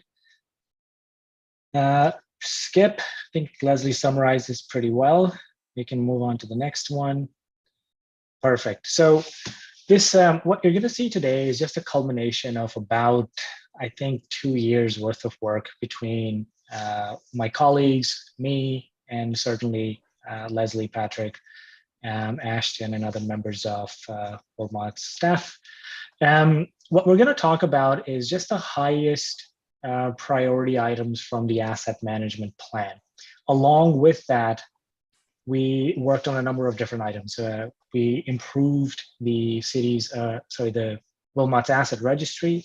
We developed really comprehensive risk frameworks. We also worked on life cycle frameworks and levels of service frameworks, all of which, when you combine, form really important and strong foundation of an asset management program.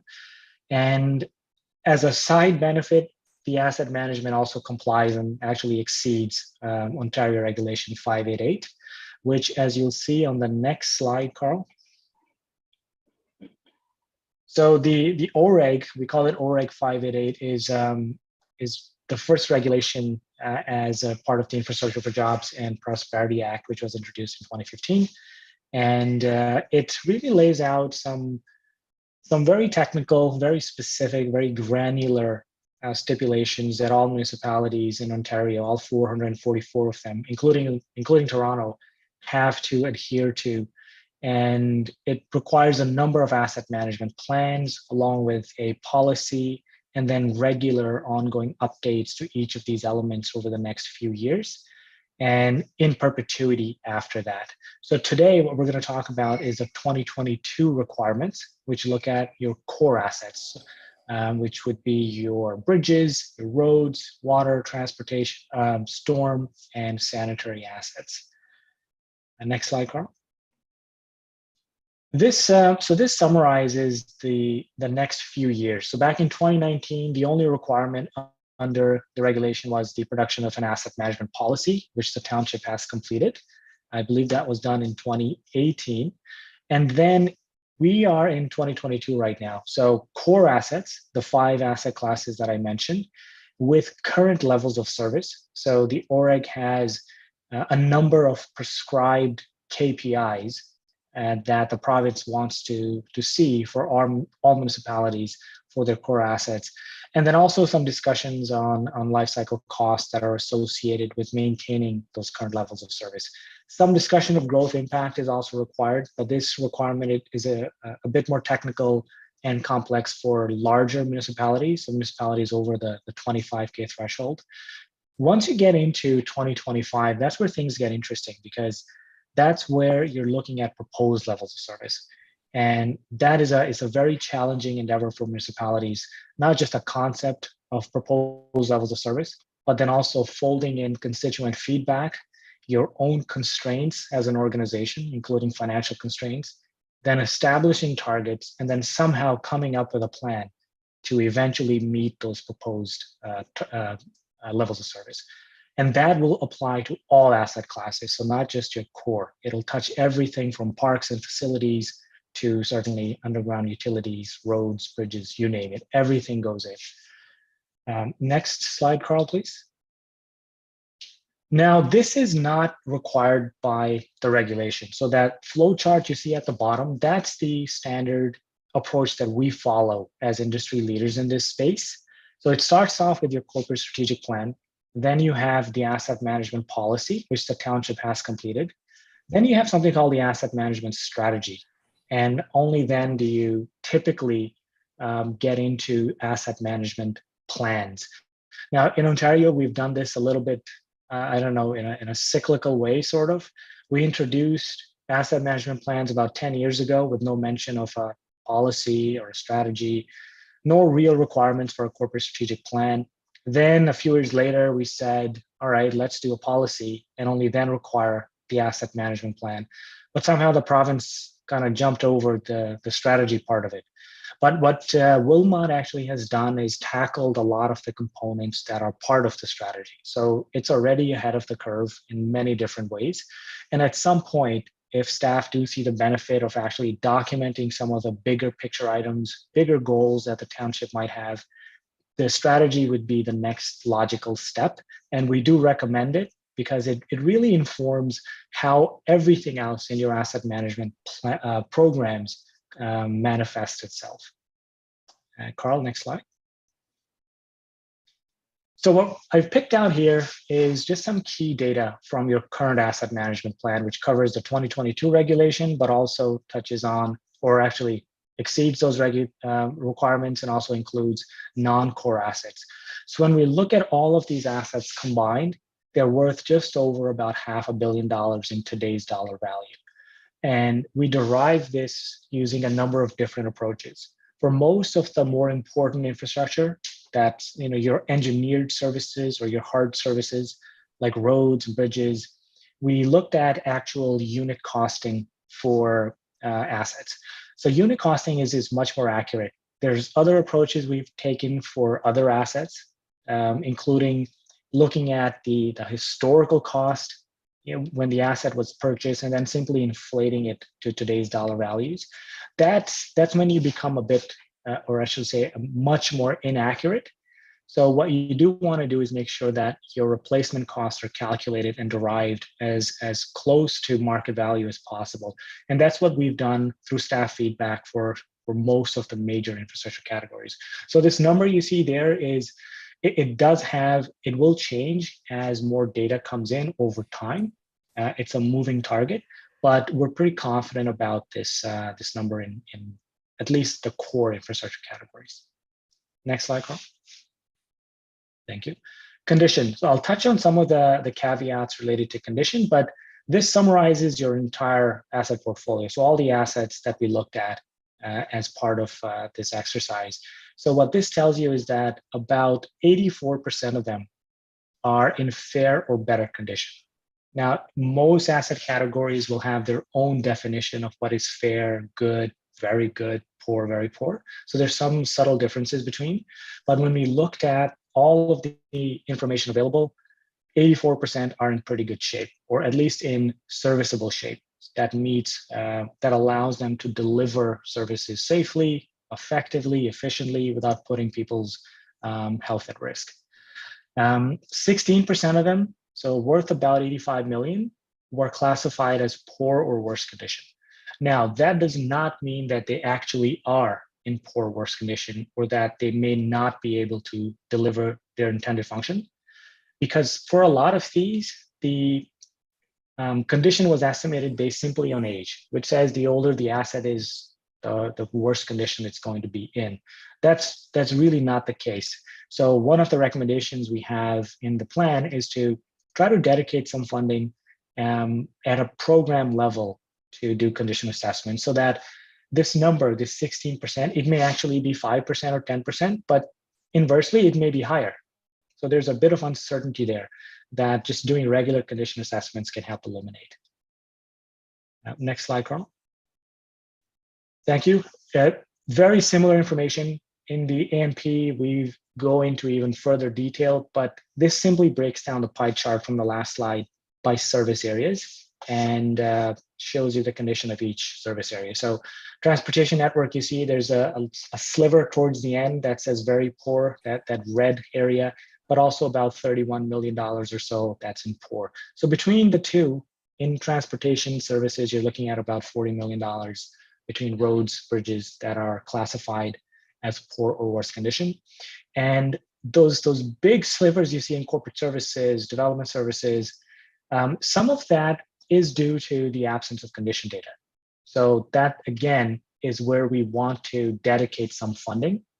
And by that, it's not just one-time funding or as you have funding available. This is really where you want to become strategic, because your long-term projections, the implications you might have on taxes and rates is really impacted by the state of your assets. So you do want to spend a bit of money on this programmatically and strategically, consistently, to make sure that you're tackling condition assessments at least for your high priority assets. And as you have more funding available, then you can decide how best to allocate that. Next slide, Carl.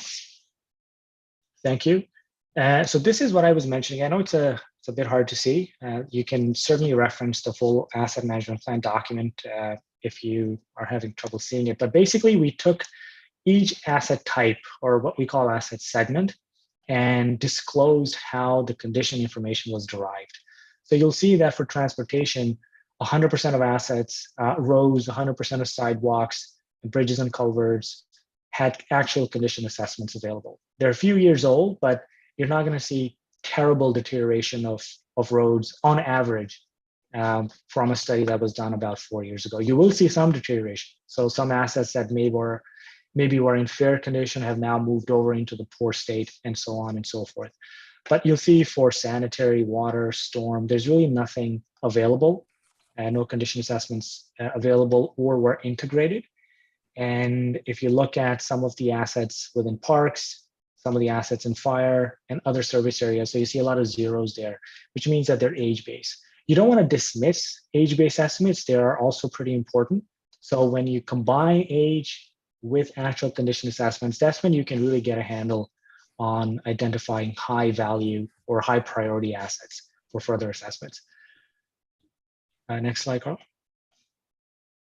This is a slide that usually troubles councils when I present it. And so this shows over about 100 years, your projections for replacements and major rehabilitations for all assets. So you see some scary numbers there. The big thing to think about is this is a 100-year horizon, and there's a reason we do that. We know that after a few years, things become very abstract. Certainly after 5 years, the second you start getting into multi-decade horizons, they can become a bit nebulous and hard to wrap your head around. But these projections are really similar to a strategic plan, where you have very long-term visions for your municipality, and you're slowly, incrementally, on an annual basis, moving towards that vision. That's what this slide is intended to show. Now, it's unlikely that you'll have to spend $172 million between 2062 and 2071. One, because this graph is simply a reflection of today's infrastructure. So you haven't reflected assumption of future infrastructure assets. And number two, as I mentioned on the condition side, this includes actual condition assessment data, but also age-based estimates. So it may be overstated in some ways, but we also heard from staff that the needs for storm assets might be higher than what age is indicated. So in some cases, it might be higher, it might be lower. And on top of that, if you do exercise good life cycle planning, you're spending a little bit of money on a regular basis to maintain your assets, you can definitely push these, flatten these, reduce these peaks and spikes over time. So the most important thing is that you most certainly need this type of time horizon and these type of graphs to really pinpoint where you want your attention to be. So if you're seeing there's some kind of a spike coming up in 2062, that means maybe you want to start looking at what assets might be expiring or reaching the end of their useful life, 3 or 4 years before that. And you can apply the same concept to the current decade. So in 2022, 2031, there's about $100 million assets that are going to reach the end of their useful life. Maybe they'll deteriorate to the point where they don't become serviceable. So you want to kind of hone in on which assets these are, look at the risk frameworks we've developed to then further triage which assets might get treatments. So that could be repairs, it could be rehabilitation, or it could be replacements. So it's at the end of it, it's not as scary as it looks, but it's designed to help you prioritize how you're spending money over time. Next slide, Carl. Thank you. Long-term needs. This just summarizes the last graph. So again, this was based on a blend of age and actual condition data and some life cycle modeling. So on average, you need about 118 million each decade to meet your infrastructure, your capital needs. And on average, when we look at all of the infrastructure portfolio, it's about 12.7 million. And this is an important number. The 12.7 million is really our benchmark for comparing your needs versus your actual funding that you're spending on an annual basis. Actual spending, as the next bullet point says, is going to vary. So the 12.7 is just an average. So if you're saving up for a house, saving up for a car, you're saying, you know what, I'm going to save a certain amount every year for a down payment. But in any given year, you might save more, or you might have higher expenditures and you might save less. So this is a bit of a benchmark as a reinvestment rate target. And this can be money you're spending on existing infrastructure for their renewals, their repairs, rehabilitations, or money you're setting aside in reserves so that you can spend it later. And again, as I mentioned, it's unlikely that all of the assets that I showed in the previous slide are going to require replacements, but having that long-term vision is really essential. Next slide, Carl. So financial sustainability, this is where we get into closing any quote funding gaps or infrastructure deficits. You may have heard the term on an annual basis. When you look at assets, if you own something, as you know, if you know it's an actual asset and not just a one-time expenditure and you're going to consume it in the next 6 months, if it's a real asset, like most infrastructure and capital assets are, you need to spend money every year. Whether, again, that's you're spending it on the asset itself or saving it, basically some kind of reinvestment needs to happen every year. And the previous number, the 12.7 million that I mentioned, that is our target reinvestment level that we recommend for different infrastructure classes. And again, it is not something you want to spend every year. It's not something you will need to spend every year, but it's a benchmark. It's sort of a target for you. Next slide, Carl. Thank you. So this table here shows the annual capital requirements, or what we call the reinvestment rate for each asset category. And you'll see that for most of them, if you exclude some of the weird ones that are around 10%, you see that most of them hover between 1 to about 4%. And that is very close to, that's as close to an industry standard as we have seen. So these numbers here are generated from our system. And there's a reference document called the Canadian Infrastructure Report Card that's put together by FCM and a number of other civil engineering organizations. Their target investment is really vary from about 1 to about 3.5%. So we're pretty close. And all it does is it says, we're going to take a look at your annual requirements. We're going to compare that to the replacement costs, and you'll get a nice figure that says this is your reinvestment rate. So your total annual requirements that I mentioned previously is about $12.7 million based on a replacement cost of $533 million, which equates to about a 2.4% annual reinvestment rate. The next slide, Carl. Thank you. And I'm just summarizing it here again. So that red line in that scary graph you saw, that's where that 12.7 million is coming from. It's based on the replacement cost and typically the useful life of each individual asset. Next slide, Carl.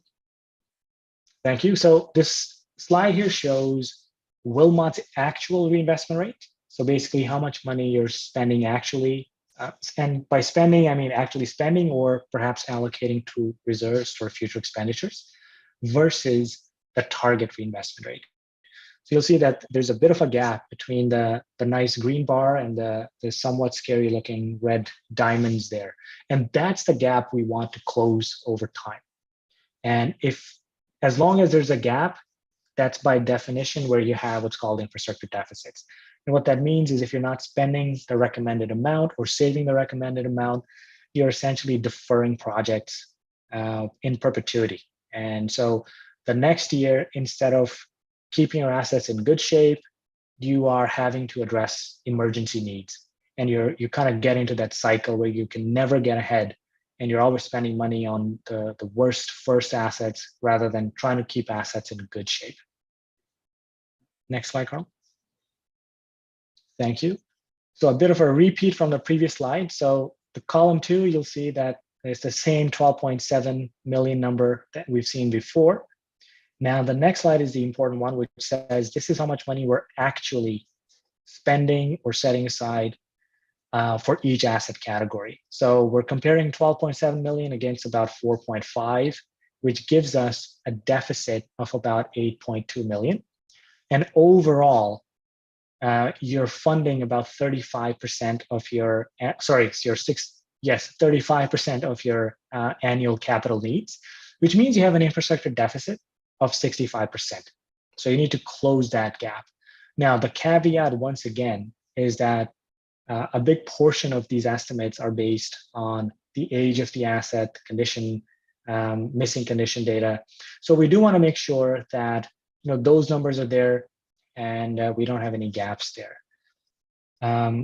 Next slide, Carl.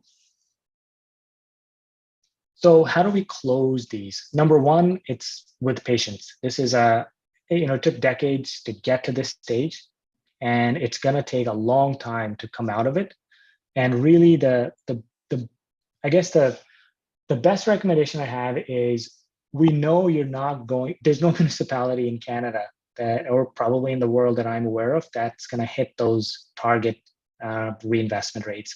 But they are benchmarks. So as long as you're moving incrementally closer to that, you're in good shape. As long as you're dedicating strategic level spending, programmatic level spending to infrastructure, you're going to be better than municipalities that are not. So it is a long-term endeavor. So what we've done is we've said, let's see what happens over 5 years or 10 years or 15 years. And let's see what happens if we are trying to achieve 100% of your reinvestment rates. So try to meet that full 12.7 million every year versus 75%. What does that mean? What does that look like to tax rates and utility rates? The funding we rely on are what we call permanent and predictable sources.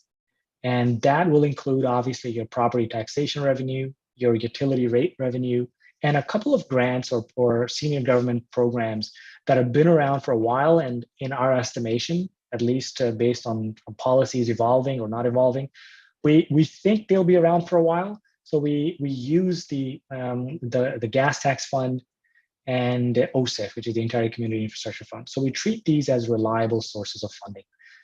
One-time grants we don't include. So you may have received a grant for a bridge or a road rehabilitation or widening, a new rec center. We don't include those as part of the funding because they're not predictable, they're not sustainable, or I should say not necessarily sustainable. Next slide, Carl. So funding level scenarios again. So there we presented two in the asset management plan. The first one is you're going to target to achieve that full 12.7 million for all of your infrastructure categories on an annual basis. The second one we've said is about 75% of annual requirements. The second one does have some negative implications, which we get into in the A&P, but I can mention here. And then based on these values, we say, all right, let's see what happens to your tax rates and your utility rates. So Carl, if you can get to the next slide. Thank you. So on your tax funded assets, so we divided it into two areas, taxes and rate funded assets to keep the revenues and expenditures segregated. So scenario one, you'll see that for tax funded assets, you need about 10.2 million every year. And if we're targeting 100% of that on an annual basis, based on your current funding levels, you'll need to increase taxes by about 11.8%. If you're using a 5-year phase-in period. So you don't want to do this, at once, you can't. So we establish multiple phase-in periods, 5, 10, 15, 20. We don't like to go beyond 20, and we reluctantly like to, propose 15 years. But anything beyond 20 is, again, a bit abstract. And so we like to stick as close as possible to about 1.5%. And because that typically doesn't place excess burden on taxpayers, but sometimes it's just not possible. So in this case, even if we reach that 20-year phase-in period, you'll still need about 2.8% increase purely for your tax-funded asset categories. If you take that 75% approach, where you're saying instead of the full 10 million, we're going to target 7 and 7.7 million, your tax increase can decrease a bit. But scenario 2 does have implications. It means you're probably, even though you're targeting to fund more, you're maybe putting more assets in that state of disrepair on an annual basis. So, this is not a scenario we typically recommend. And so we haven't recommended it in this case either. Carl, next slide, please. Same thing. So same approach on the rate funded assets, multiple phase-in period options and targeting 100% of your annual needs versus 75% of your annual needs. And you'll see that for scenario 1, to close that funding gap for water, you're looking at about 3.9% per year over 5 years, or right down to 1.0% over a 20-year phasing period. Similarly, for wastewater, you're looking at about 2.6% per year, a rate increase over 5 years versus about 0.7 over a 20-year phasing period. And again, we presented the scenario 2 just as a comparator, but this is not something we would typically recommend. Next slide, Carl. Thank you. So again, for both your tax and rate funded assets, we've recommended pursuing full funding. And so for tax funded assets, we have chosen the 20-year phasing period, which requires a 2.8% annual tax increase. And we also recommend that your gas tax fund and your OSIF funding continues to be allocated as it is. And then over time, if you do see any increases in these funding programs at the provincial or national levels, we recommend capturing that and allocating that towards the respective infrastructure categories. And that may help kind of mitigate some of those tax increases. For water and wastewater, we have recommended a 10-year phasing period. And for water, that would mean about a 1.9% annual increase. And for wastewater, it's about a 1.3. The other thing we're recommending is also reviewing the feasibility of a dedicated stormwater user fee. So stormwater is typically the forgotten child of the infrastructure. But we've seen a number of municipalities really review the feasibility of this. It's a major infrastructure program. And wherever you stand on the climate change debate, you're going to see more extreme weather events in the future. And planning for those events today with some dedicated funding is a good way to go, I think. Next slide, Carl. Now, those were just purely your numeric recommendations tied to taxes and rates, but there's lots of other important things that need to happen, that some of them are already in place. One of them, of course, is tying these recommendations to your risk and levels of service. Without these two, risk and levels of service, you don't have an infrastructure program. You're essentially increasing or decreasing or tinkering with numbers in a vacuum. And you do have a strategic plan, which is current. And that in itself is an important achievement. Many municipalities do not have that. So the decisions they make related to their infrastructure classes are in a vacuum. They're just kind of spending money on renewing assets, purchasing assets because the assets are old or because it's a nice thing to have. The strategic plan is really your most important guide. And then with risk and levels of service, that's where you can prioritize where you want to spend money. So as your population is growing, also how the population is growing, its structures, demographic makeup, those are really vital indicators of where money needs to be spent. The other thing is to actually track those performance. So we've developed levels of service frameworks, which staff have already begun to populate, and they will do so in the coming years. And so those will be important benchmarks, not just for tracking performance, but also for setting proposed levels of service to meet ORIC needs in 2025. The asset registry is also a pretty key initiative. So staff did spend a considerable amount of time and effort in improving it. For this asset management plan, we looked at about 9,000 unique asset records, and that's just asset records. So if you can picture 9,000 asset records, you got to multiply that by the number of total kind of data that might be available per asset. And at minimum, you typically have about 7 to 10 unique data points per asset class, or per asset, I should say. So you're looking at anywhere from 80 to 100,000 data points that need to be managed, maintained, constantly updated, and reviewed. So this is a substantial initiative that requires substantial effort and upkeep. But your entire infrastructure program, your asset management program is predicated on the integrity of those data points. So it's really important to dedicate as much funding, as much time and resources as you can to maintain the quality of those data points. Some of the other more technical things, I've only picked a couple of them here, is considering a dedicated crack sealing program for roads. It brings lots of value. I think the industry research shows $1 you spend today on crack sealing might save you about $4 in replacements in the future. That's a pretty substantial saving. And then, of course, doing condition assessments. So for underground infrastructure, CCTV inspections are vital. And once they're done, certainly integrating them with that asset register, so that condition, that CCTV inspection will become one of your 10 or 15 unique data points, and your asset registry will improve as a result, and it'll lead to better forecasting. Carl, I think that was my last slide. Yep, that's it. So happy to take any questions. So Mayor Armstrong, just before questions, I'll kind of make some closing statements. That's okay through you? That is perfect, sir. Okay, thank you, Iz, and the entire team at PSD Citywide. This council is well aware, and previous councils, we've been working with the team at PSD for, I think, since 2016, at least as far back as I can remember, and have matured greatly over that time period with regards to asset management. We're fortunate to have people like Iz supporting us in the journey, one of the more brilliant minds in the asset management community for sure. And thank you for your in-depth presentation.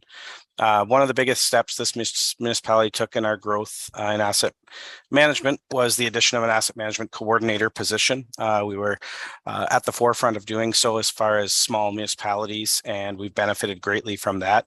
Leslie has been instrumental in leading us forward to the position we're at tonight, and continuing to put us in a spot of leadership amongst our peers when it comes to asset management. The plan itself is representative of a collaborative effort.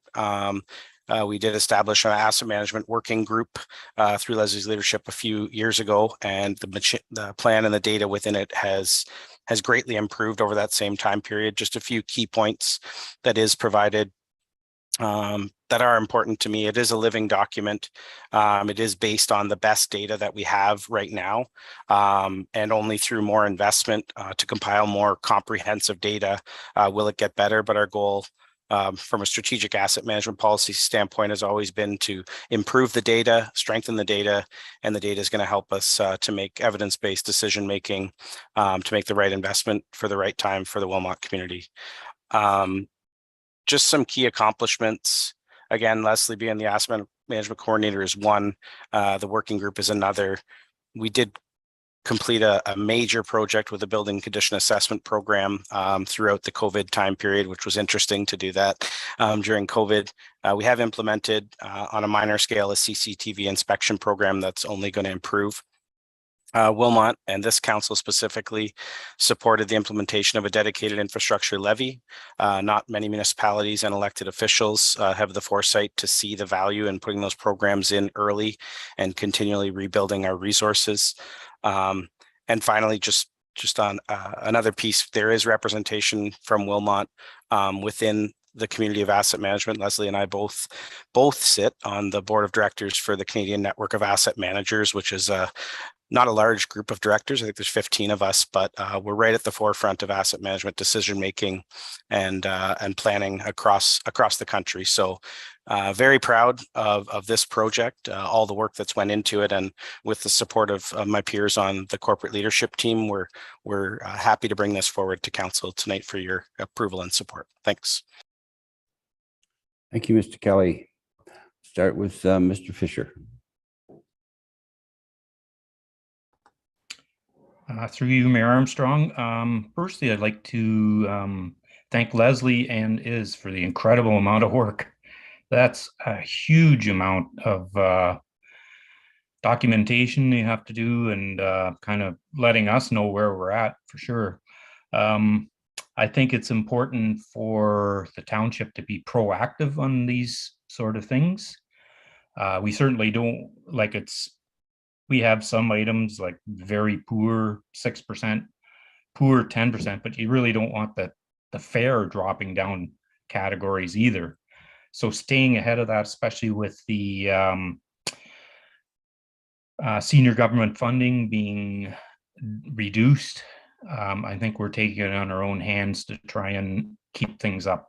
So the one question I have, and I'm not sure if it would be directed to Leslie or the Director of Corporate Services, I guess every municipality is doing this. Are any local municipalities, could you share how they're handling this sort of approach? Sure, I can tackle that one and Leslie can jump in if necessary. Thanks, Councillor Fisher, through you, Mayor Armstrong. Yeah, so every local municipality within the region and every municipality across Ontario is undertaking this legislative requirement to create and update asset management plans from a local perspective. The area rural municipalities, we keep an eye on as to what they're putting in place. Both Woolwich and Wellesley, I know, have put forward recent updates to their plans. They're similarly looking at financial strategies, which are a requirement of it, that do show the need for additional funding, increases in levy funding to make the program more sustainable and try and reach those target levels that is talked to, I guess, from a comparative perspective, the 2.8, which is again, just a recommendation within the plan that would be brought forward eventually through budget processes, is definitely on par, if not below, some of our peers across the region. But again, we'll keep an eye on that. And as noted, the data is going to drive better understanding of whether that 2.8 number is appropriate or whether it should be adjusted up or down. This is, again, the best information we have now. And I think, like I said, we're doing a great job and we have the resources in place to keep us moving forward in our planning on that. Councillor Fanning.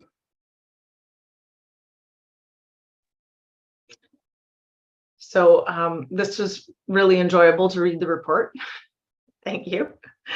Anybody who has been paying attention to things that I say will know that asset management and infrastructure are things that I talk about a lot.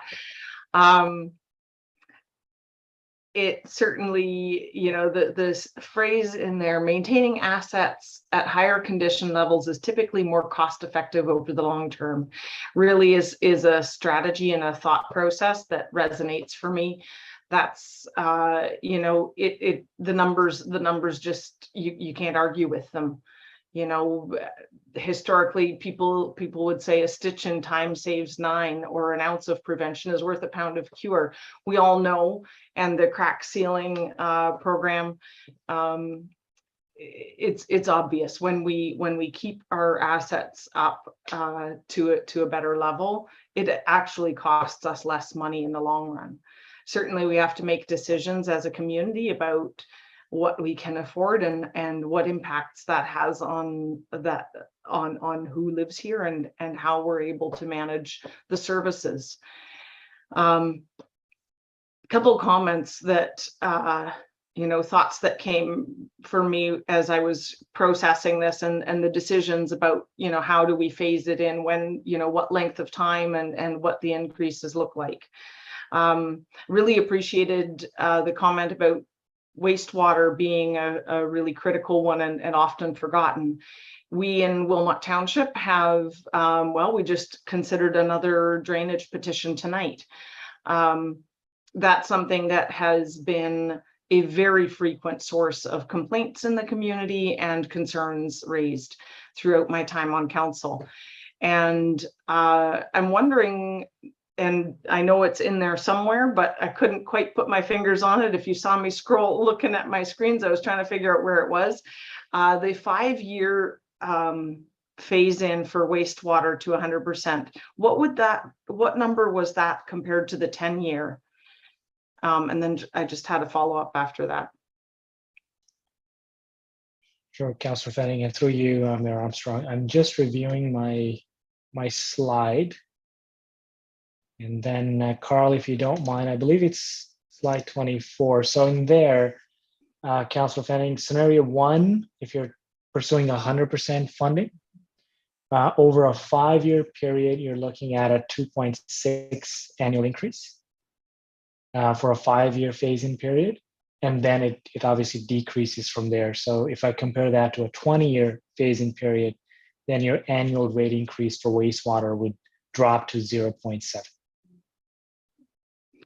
So that's, you know, the only, I think you've really hit a balance in the recommendations for, you know, not increasing things too quickly, but achieving good targets for us. The one thing I would like to consider is that 5-year phase in for wastewater. Again, you know, we've got a river running through, we have flooding, we have ponding, we have significant, so that's just something. I see that the Director of Corporate Services has his hand up, so I'll pause for a moment. Yeah, just a quick comment, if I could, through you, Mayor Armstrong.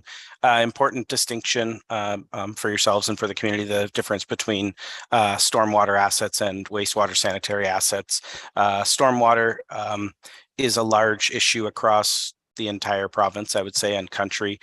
There isn't a dedicated funding mechanism right now outside of the tax levy for stormwater assets. The plan itself did highlight the recommendation to undertake a stormwater fee structure study. We do have money in the capital program to do that already. It should be starting within 2023.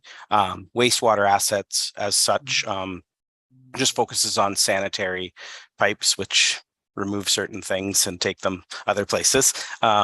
And we were pretty comfortable with the approach given by PSD and the recommendation at over the 10-year funding period for that, but we would commit more focus on a stormwater management fee as a possibility to fund our local stormwater management ponds and that sort of infrastructure.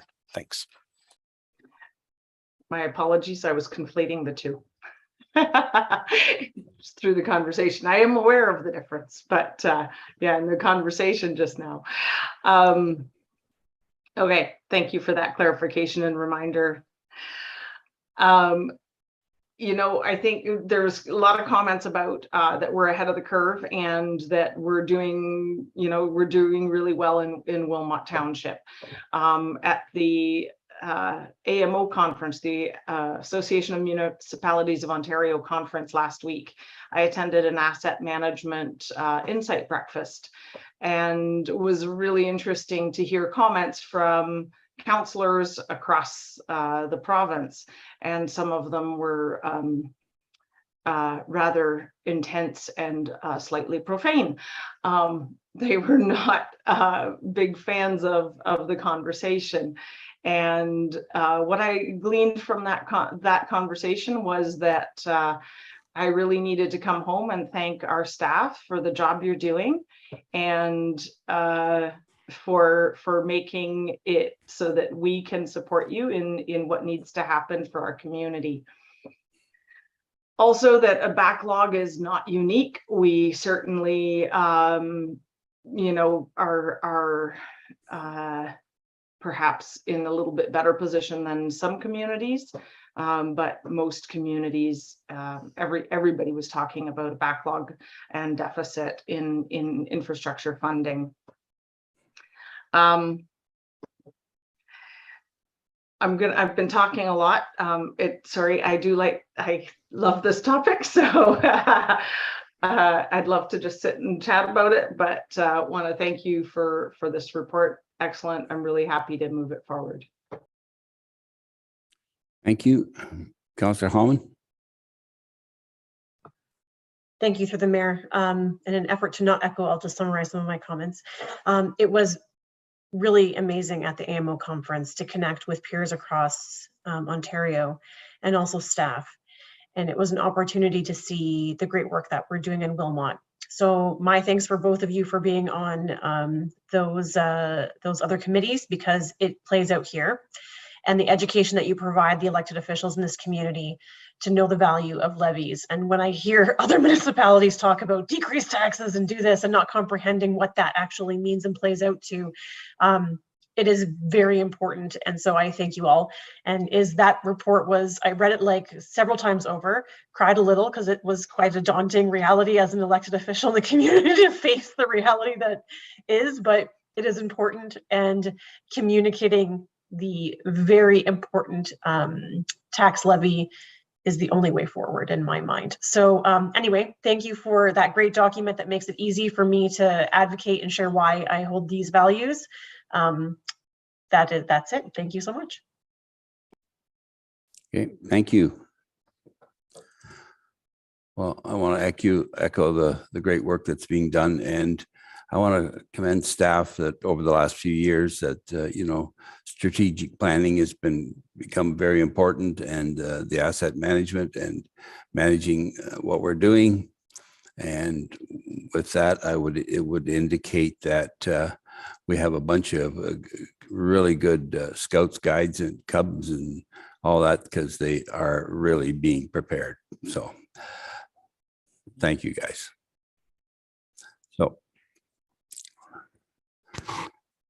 we have a recommendation. If we can have the clerk read our recommendation, please. The recommendation is that report COR 2022-028, the asset management plan update 2022 be received. And further, that council approve the Township of Wilmot asset management plan as presented. And further, that the approved asset management plan be forwarded to the Ministry of Infrastructure in accordance with OREG 588/17 and be posted to the township's official website. Have a mover and a seconder, please. Councillor Gordick, Councillor Fanning. All in favor? That is carried. Well, I think right now, after 2.5 hours, that I think we're very much deserving of a bio break. So I think we will take a 10-minute break to give everybody a chance to recoup and refresh.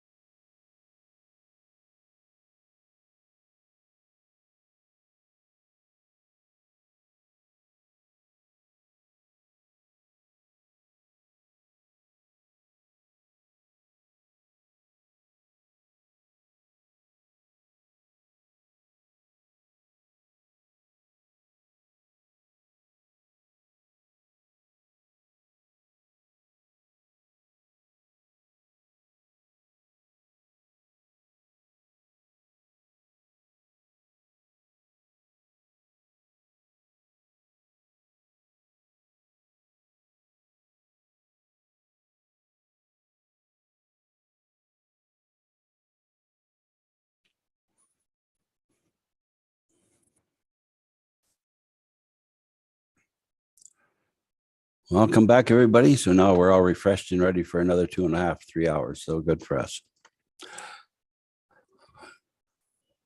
So the next item is the Truth and Reconciliation Day, September. I will now ask Mr. Kelly to speak to this report.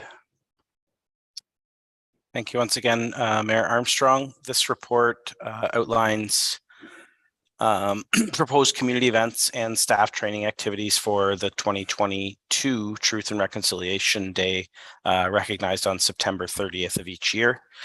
Without getting too far into the report, staff did work in 2021 to compile a list of online resources for both township residents and staff to recognize a significant day while under COVID restrictions. With many of those restrictions now lifted, community-based activities have returned. And with that in mind, some members of council have been in communication with members of the local Indigenous community to recognize on how best to recognize Truth and Reconciliation Day.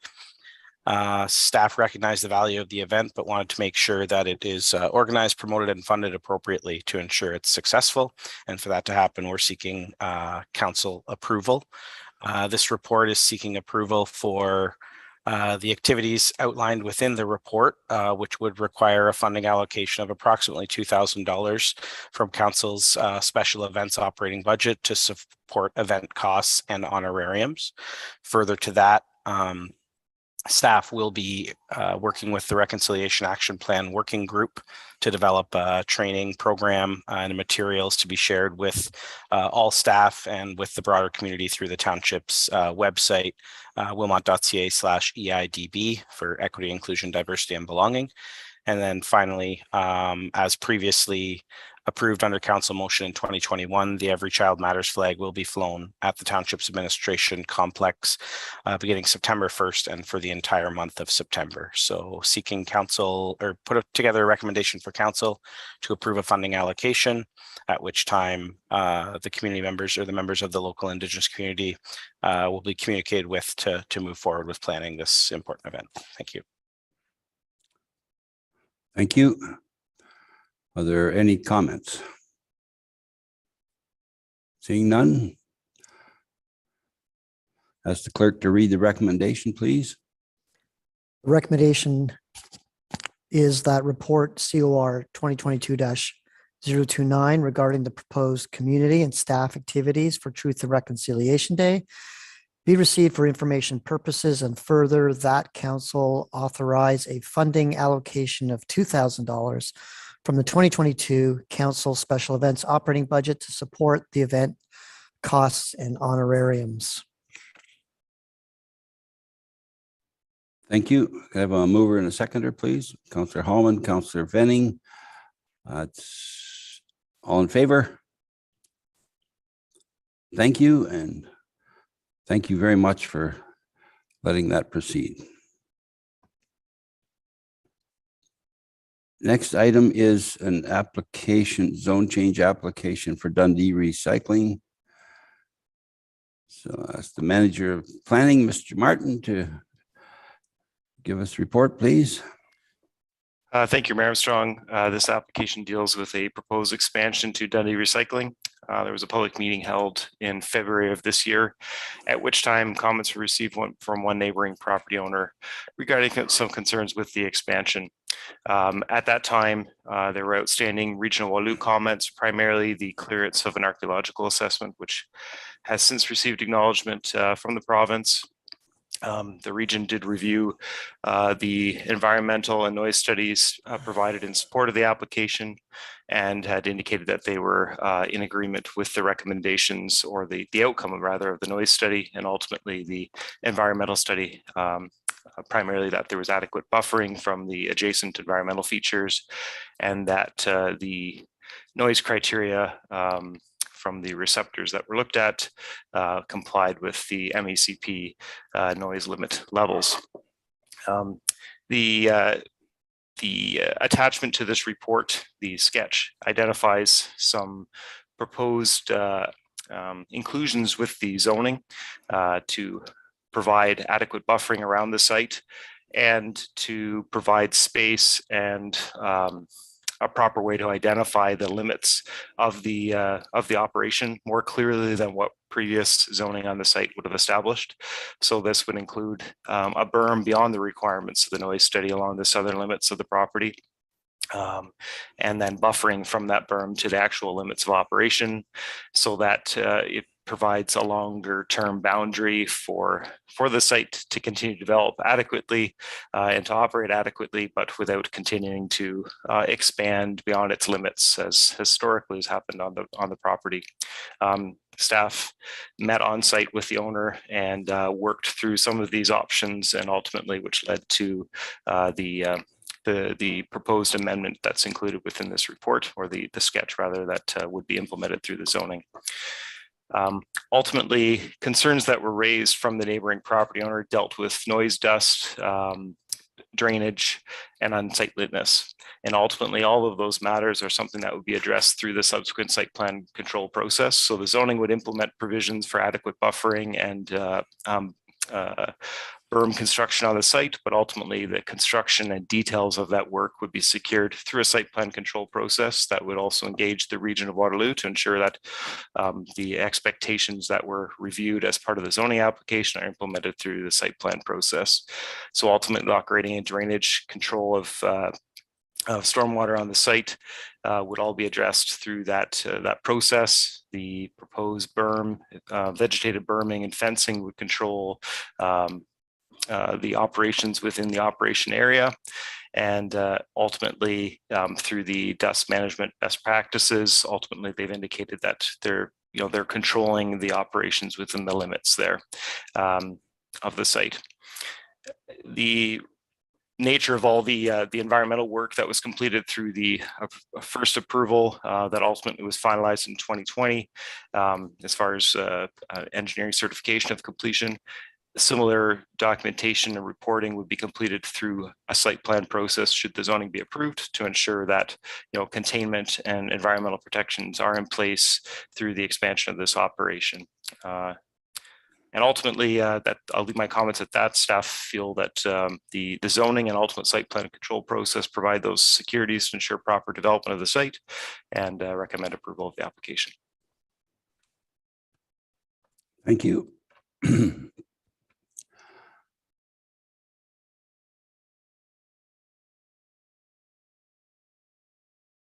Sorry, Councillor Gordy. Sorry. Thank you, through the mayor. Mr. Martin, just you mentioned the parts in the report, like the noise and the dust, but I didn't hear anything with regards to water, especially with the neighbor having an issue, and because of the type of recycling that's done there, with regards to computers, and I'm just wondering how that's being addressed so that the neighbor is that. And then the other part is two-part. With the berms, I know that in the past there was a particular situation where trees were to be planted on a particular property with regards to a neighbor, and with a different type of application. And the trees that they planted didn't stay, or they weren't sufficient to do what they needed to do, i.e. control the noise, control the dust, or whatever. What do we have in place to ensure that the type of berms that are built do we have anything to enforce what type of plantation and stuff are part of that berm to ensure that the dust and the noise is maintained, and that the trees just don't die off and they say, oh, well, I planted trees because you told me to, but they're not the right trees? Through Mayor, so the first part of the question with respect to water, so ultimately there's a spills containment plan and system that's in place for the current site that includes annual monitoring of the oil and grit separators, the fact that they're clean and maintained appropriately. So that's in place for the current proposal.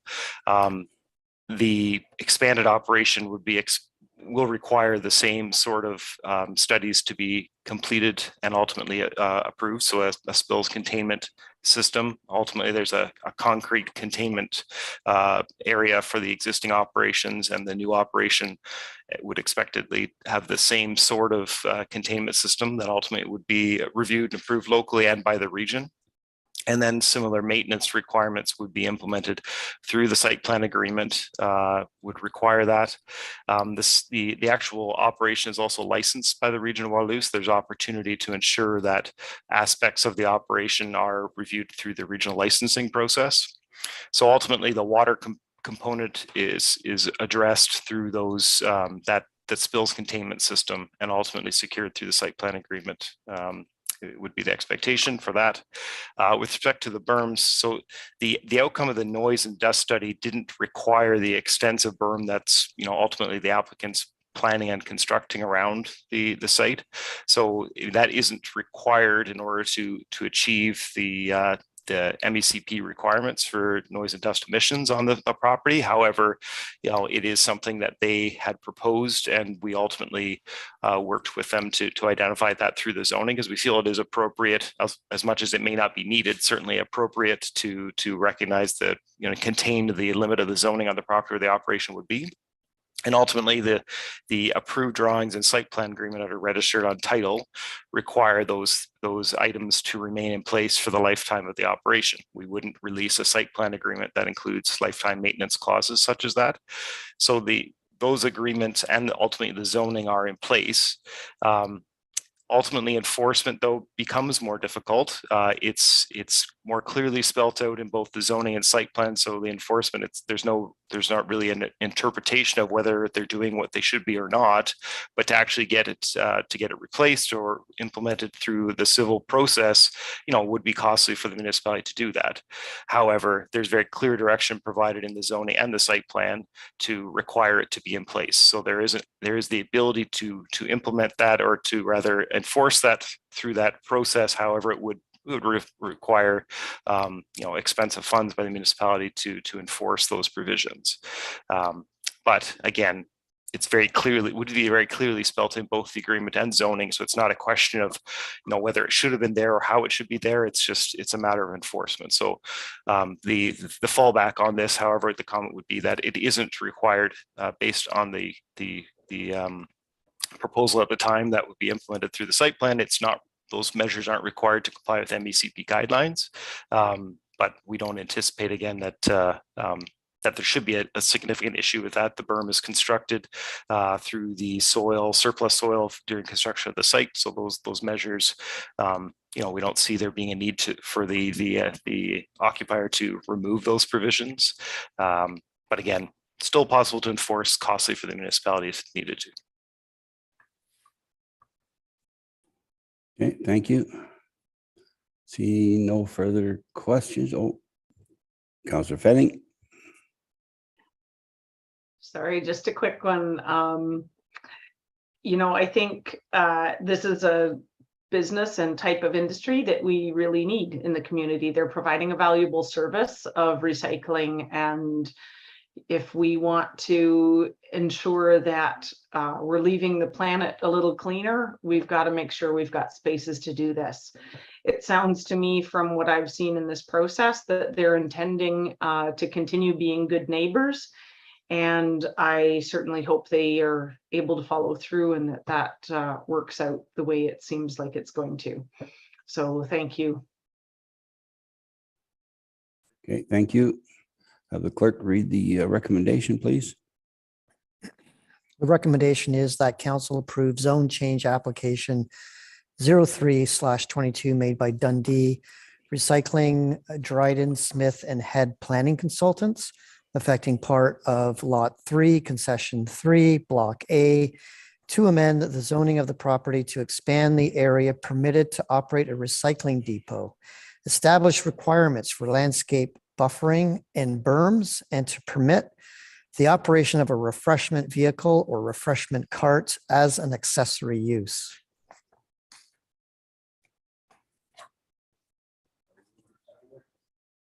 Have a mover and a seconder, please. Councillor Fenning, Councillor Gerber. All in favor? That is carried. Thank you. Next item is the draft land donation policy. Ms. Chambers. Good evening, Mayor and Council. The purpose of this report is to introduce a draft land donation policy for council's future consideration following a minimum 60-day public consultation period. And I do apologize that the report was inadvertently omitted from the agenda and was therefore a late addition. However, I do want to assure council that if you approve the recommendation this evening, there will be ample opportunity for the public to comment on the proposed policy and for citizens to delegate to council when the final draft of the policy is presented for council's consideration. Over the past 2 decades, the township has acquired lands through various means to facilitate the development of trails within the township. Trail lands can be acquired in one of 3 ways. The township can purchase the lands can be conveyed as parkland dedication as a condition of development approvals, or the township can accept a donation of the lands. As you'll see on the attached map, 21 parcels of land have been obtained since 2001 for trails development. Of the 21 properties depicted, 8 were parkland dedications acquired through a development application process, and 13 have been donated by landowners. 10 of the donated land transactions have been completed and 3 are still in progress. And you'll see a report on the agenda this evening outlining the next steps for the Fenning and CabCam donations. As these land transactions have been approved by council and are in progress, they will be completed following the existing land donation process. The practice of accepting the donated lands allows the township to construct trail corridors within a shorter time frame, providing vital linkages to schools and recreation facilities and for recreational use by the community, rather than waiting to acquire lands through the development applications that may occur many years into the future. And it should be noted that through the public engagement that was undertaken during the Trails Master Planning process in 2013, 90% of survey respondents indicated that they wanted to see trails completed within 5 years or less. In recent months, council and staff received feedback from the community regarding the historical process of accepting donated lands for trails development during the public consultation associated with Cachet Homes Minister's zoning order. And subsequently, staff have reviewed the current process for accepting land donations in consultation with the township solicitor, and as a result have developed a draft land donation governance policy. And I'll just review the current process for council and the public. Currently, council would discuss a proposed land acquisition in a closed meeting of council as provided for under Section 239 of the Municipal Act, Clause C, which is a proposed or pending acquisition or disposition of land by the municipality or local board. And that's very typical for any land transactions that we would undertake. And when council would then determine that the land donation would be accepted, the decision would be brought into an open session of council for ratification and to authorize staff to proceed with the necessary documentation. And this existing process is compliant with legislative requirements. However, the draft land donation governance policy will set out a formalized process that will provide for increased transparency in the decision-making process, for public engagement and due diligence. So under the proposed policy, land donations will be presented to council in an open meeting and will have regard to a number of considerations. Specifically, donations shall comply with relevant legislation and township bylaws. Donations shall benefit the township and align with the township's strategic goals. Donations shall not create cost prohibitive ongoing financial obligations or a significant administrative burden. Donations shall not influence the outcome of any approval, permit, or license application or tender process. And donations will ensure that due diligence is undertaken with respect to environmental contamination or other encumbrances, liens, or conditions. And the policy also establishes provisions related to the issuance of tax receipts and responsibility for costs related to the land transaction. So staff is seeking council's authorization this evening to post the draft policy for a minimum of 60 days for public comment, and staff will review the comments and report back to council with a final draft of the policy for adoption. And I'd be happy to take any questions from council on this report. And seeing none. So have the clerk read the recommendation, please. The recommendation is that report number CAO-2022-05 regarding a proposed land donation policy be received for information. And further, that staff be directed to post the draft land donation policy for a minimum of 60 days for public comment and report back to council with a final draft for adoption. Thank you. I have a mover and a seconder, please. Moved by Councillor Gerber, second by Councillor Gardick. All in favor? That is carried. Thank you. So the next item is the Fanning land donation, and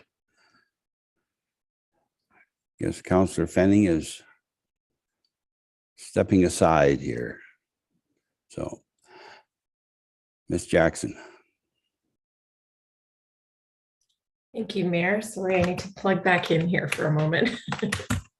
There we go. Can you hear me okay? Can you hear me okay? You can now, yeah. Perfect, thank you. So thank you, Mayor Armstrong, members of council. You will recall that a staff report came forward in 2021 regarding a donation of 14 acres of land by the Fanning family that borders the Nith River just south of Christner Road. In addition, a donation land by CabCam was included to connect the Stormwater Pond area to the Fanning land for easier public access. The previous report indicated that survey work and discussions with the GRCA still needed to be completed, and this work is now finalized with details included in this report. As per previous requests of council, the Fanning family has asked that the property be named the Andreas Fanning Nature Preserve, which was previously supported by council. As Ms. Chambers has outlined all the amazing benefits of trails, and in light of the length of tonight's meeting, I won't delve into that further this time. But staff are recommending approval and acceptance of these two land donations that will benefit the community through a new informal trail system along the river. You'll recall that the Trails Master Plan does look at land acquisition along the river, so this is a really great opportunity. Future capital costs for parking and a laneway access off Christner Road will be included in the Trails Master Plan review, which is scheduled for 2023. And through the capital budget process. And before we go to questions, I'd just like to once more thank Andrew Martin, who has been instrumental in getting the necessary surveys completed and previous work to get us up to this point, as well as working with the GRCA and myself to obtain the approval for the trails through this area. And Andrew's here as well this evening to assist with any questions should council have any. And that's it. Thank you very much. Thank you. Are there any questions from or comments? Well, I think other than a bunch of thank yous for the work, I think we're ready to have the clerk read the recommendation. Recommendation is that council approve the Fanning land donation of 13.4 acres as described and depicted in Appendix A attached to this report. And further, that council approve the CabCam land donation of 0.18 acres as described and depicted in Appendix B attached to this report. And further, that the lands be named the Andreas Fanning Nature Preserve. Thank you. That is moved by Councillor Gardick and Councillor Gerber. All in favor? Thank you, and thank you for the hard work, staff. As always, excellent.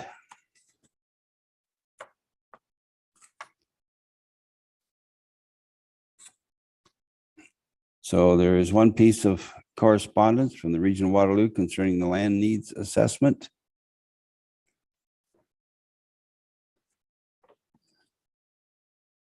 So, and we'll have the clerk read the recommendations for the bylaws.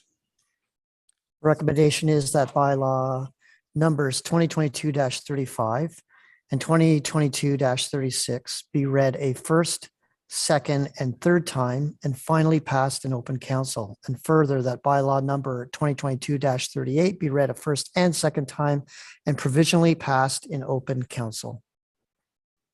Okay, thank you. Moved by Councillor Fenning, Councillor Hallman, all in favor?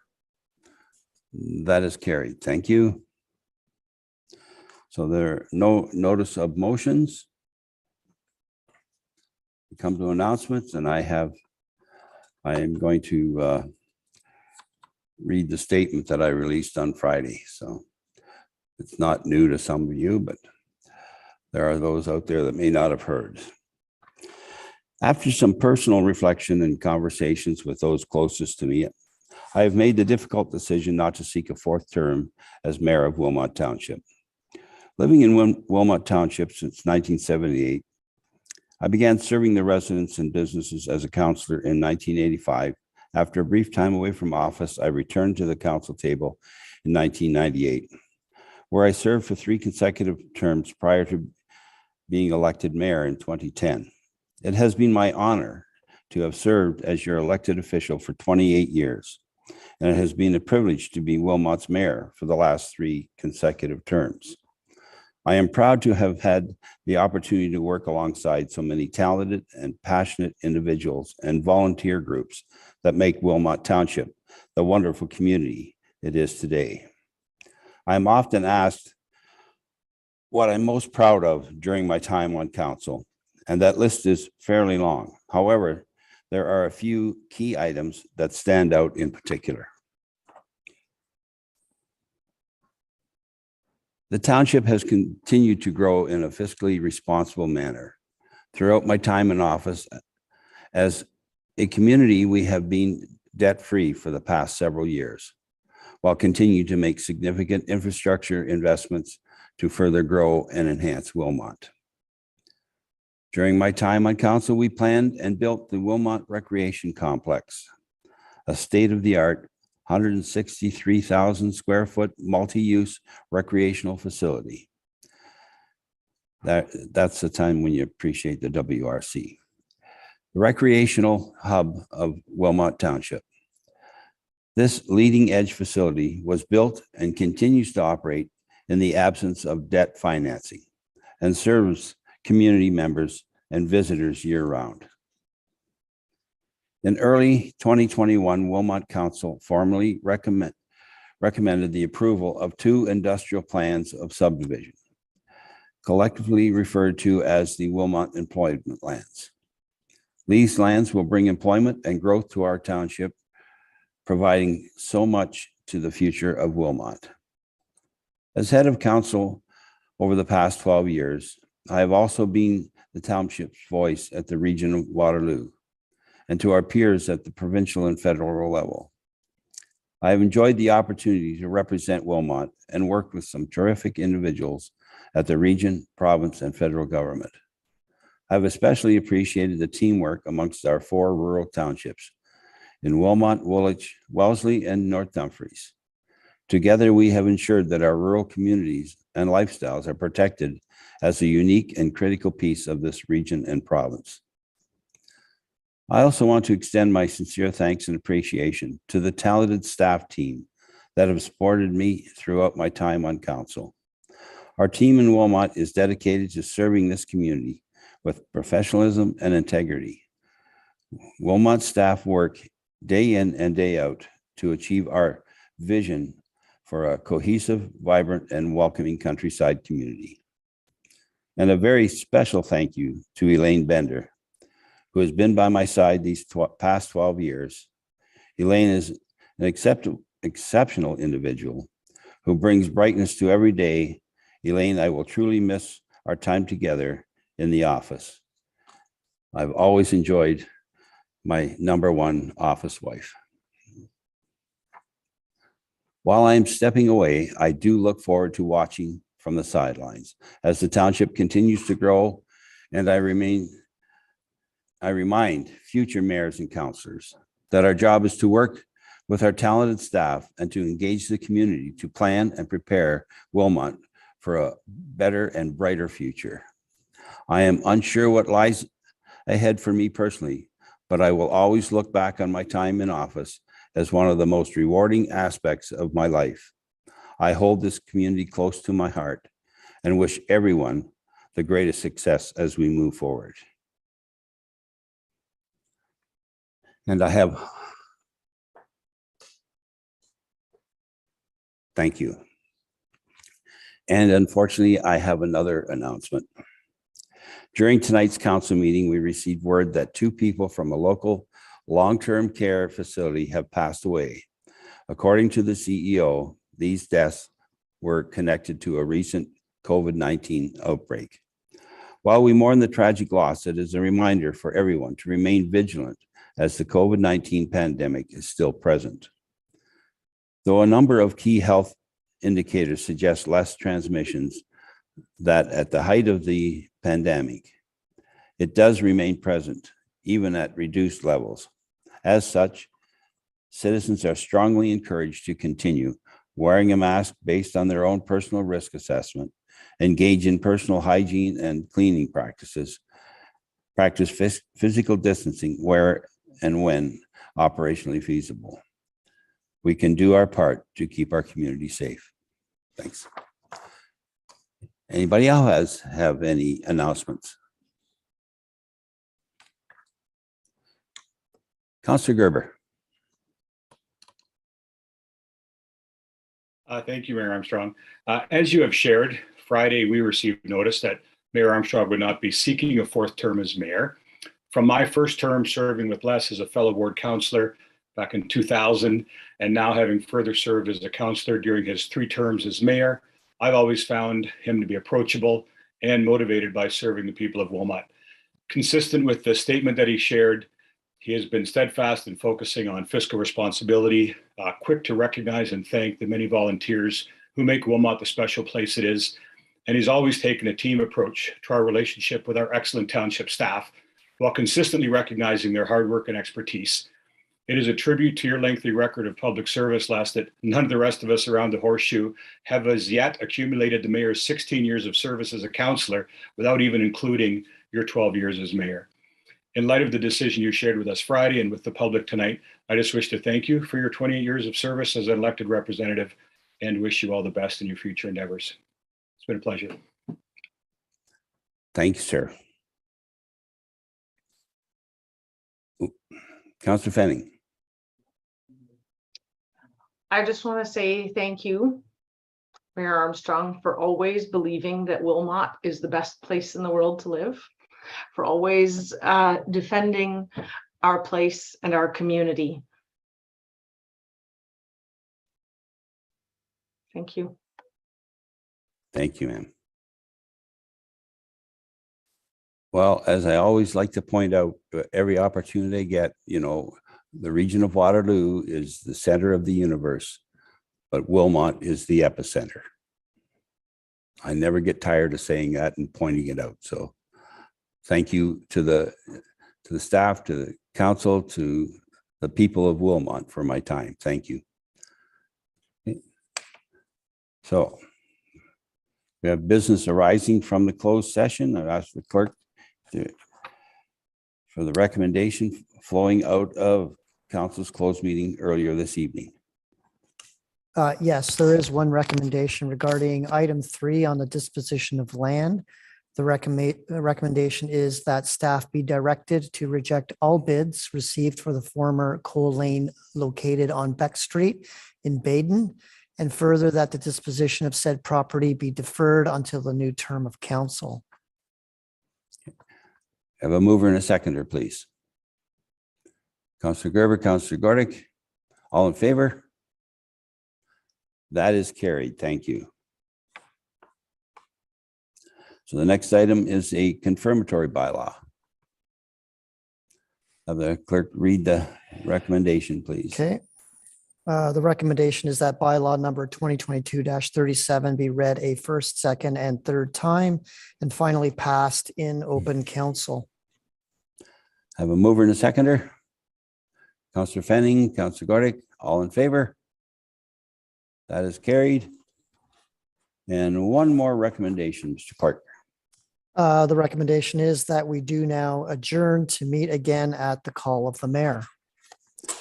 And have a mover and a seconder. Counselor Fenning, Counselor Fisher, Counselor Holland, Counselor Gordick. Everybody's in favor. Okay, all, don't put your hands down yet. Everybody, all in favor? That is carried. Amazingly, it's carried. So everybody wants to go home early tonight. What's up with that? There wasn't even a ball game tonight. What's up with that? Thank you, everyone that tuned in and watched us, and hope you learned that we are working hard for you. Good night, And late. everyone.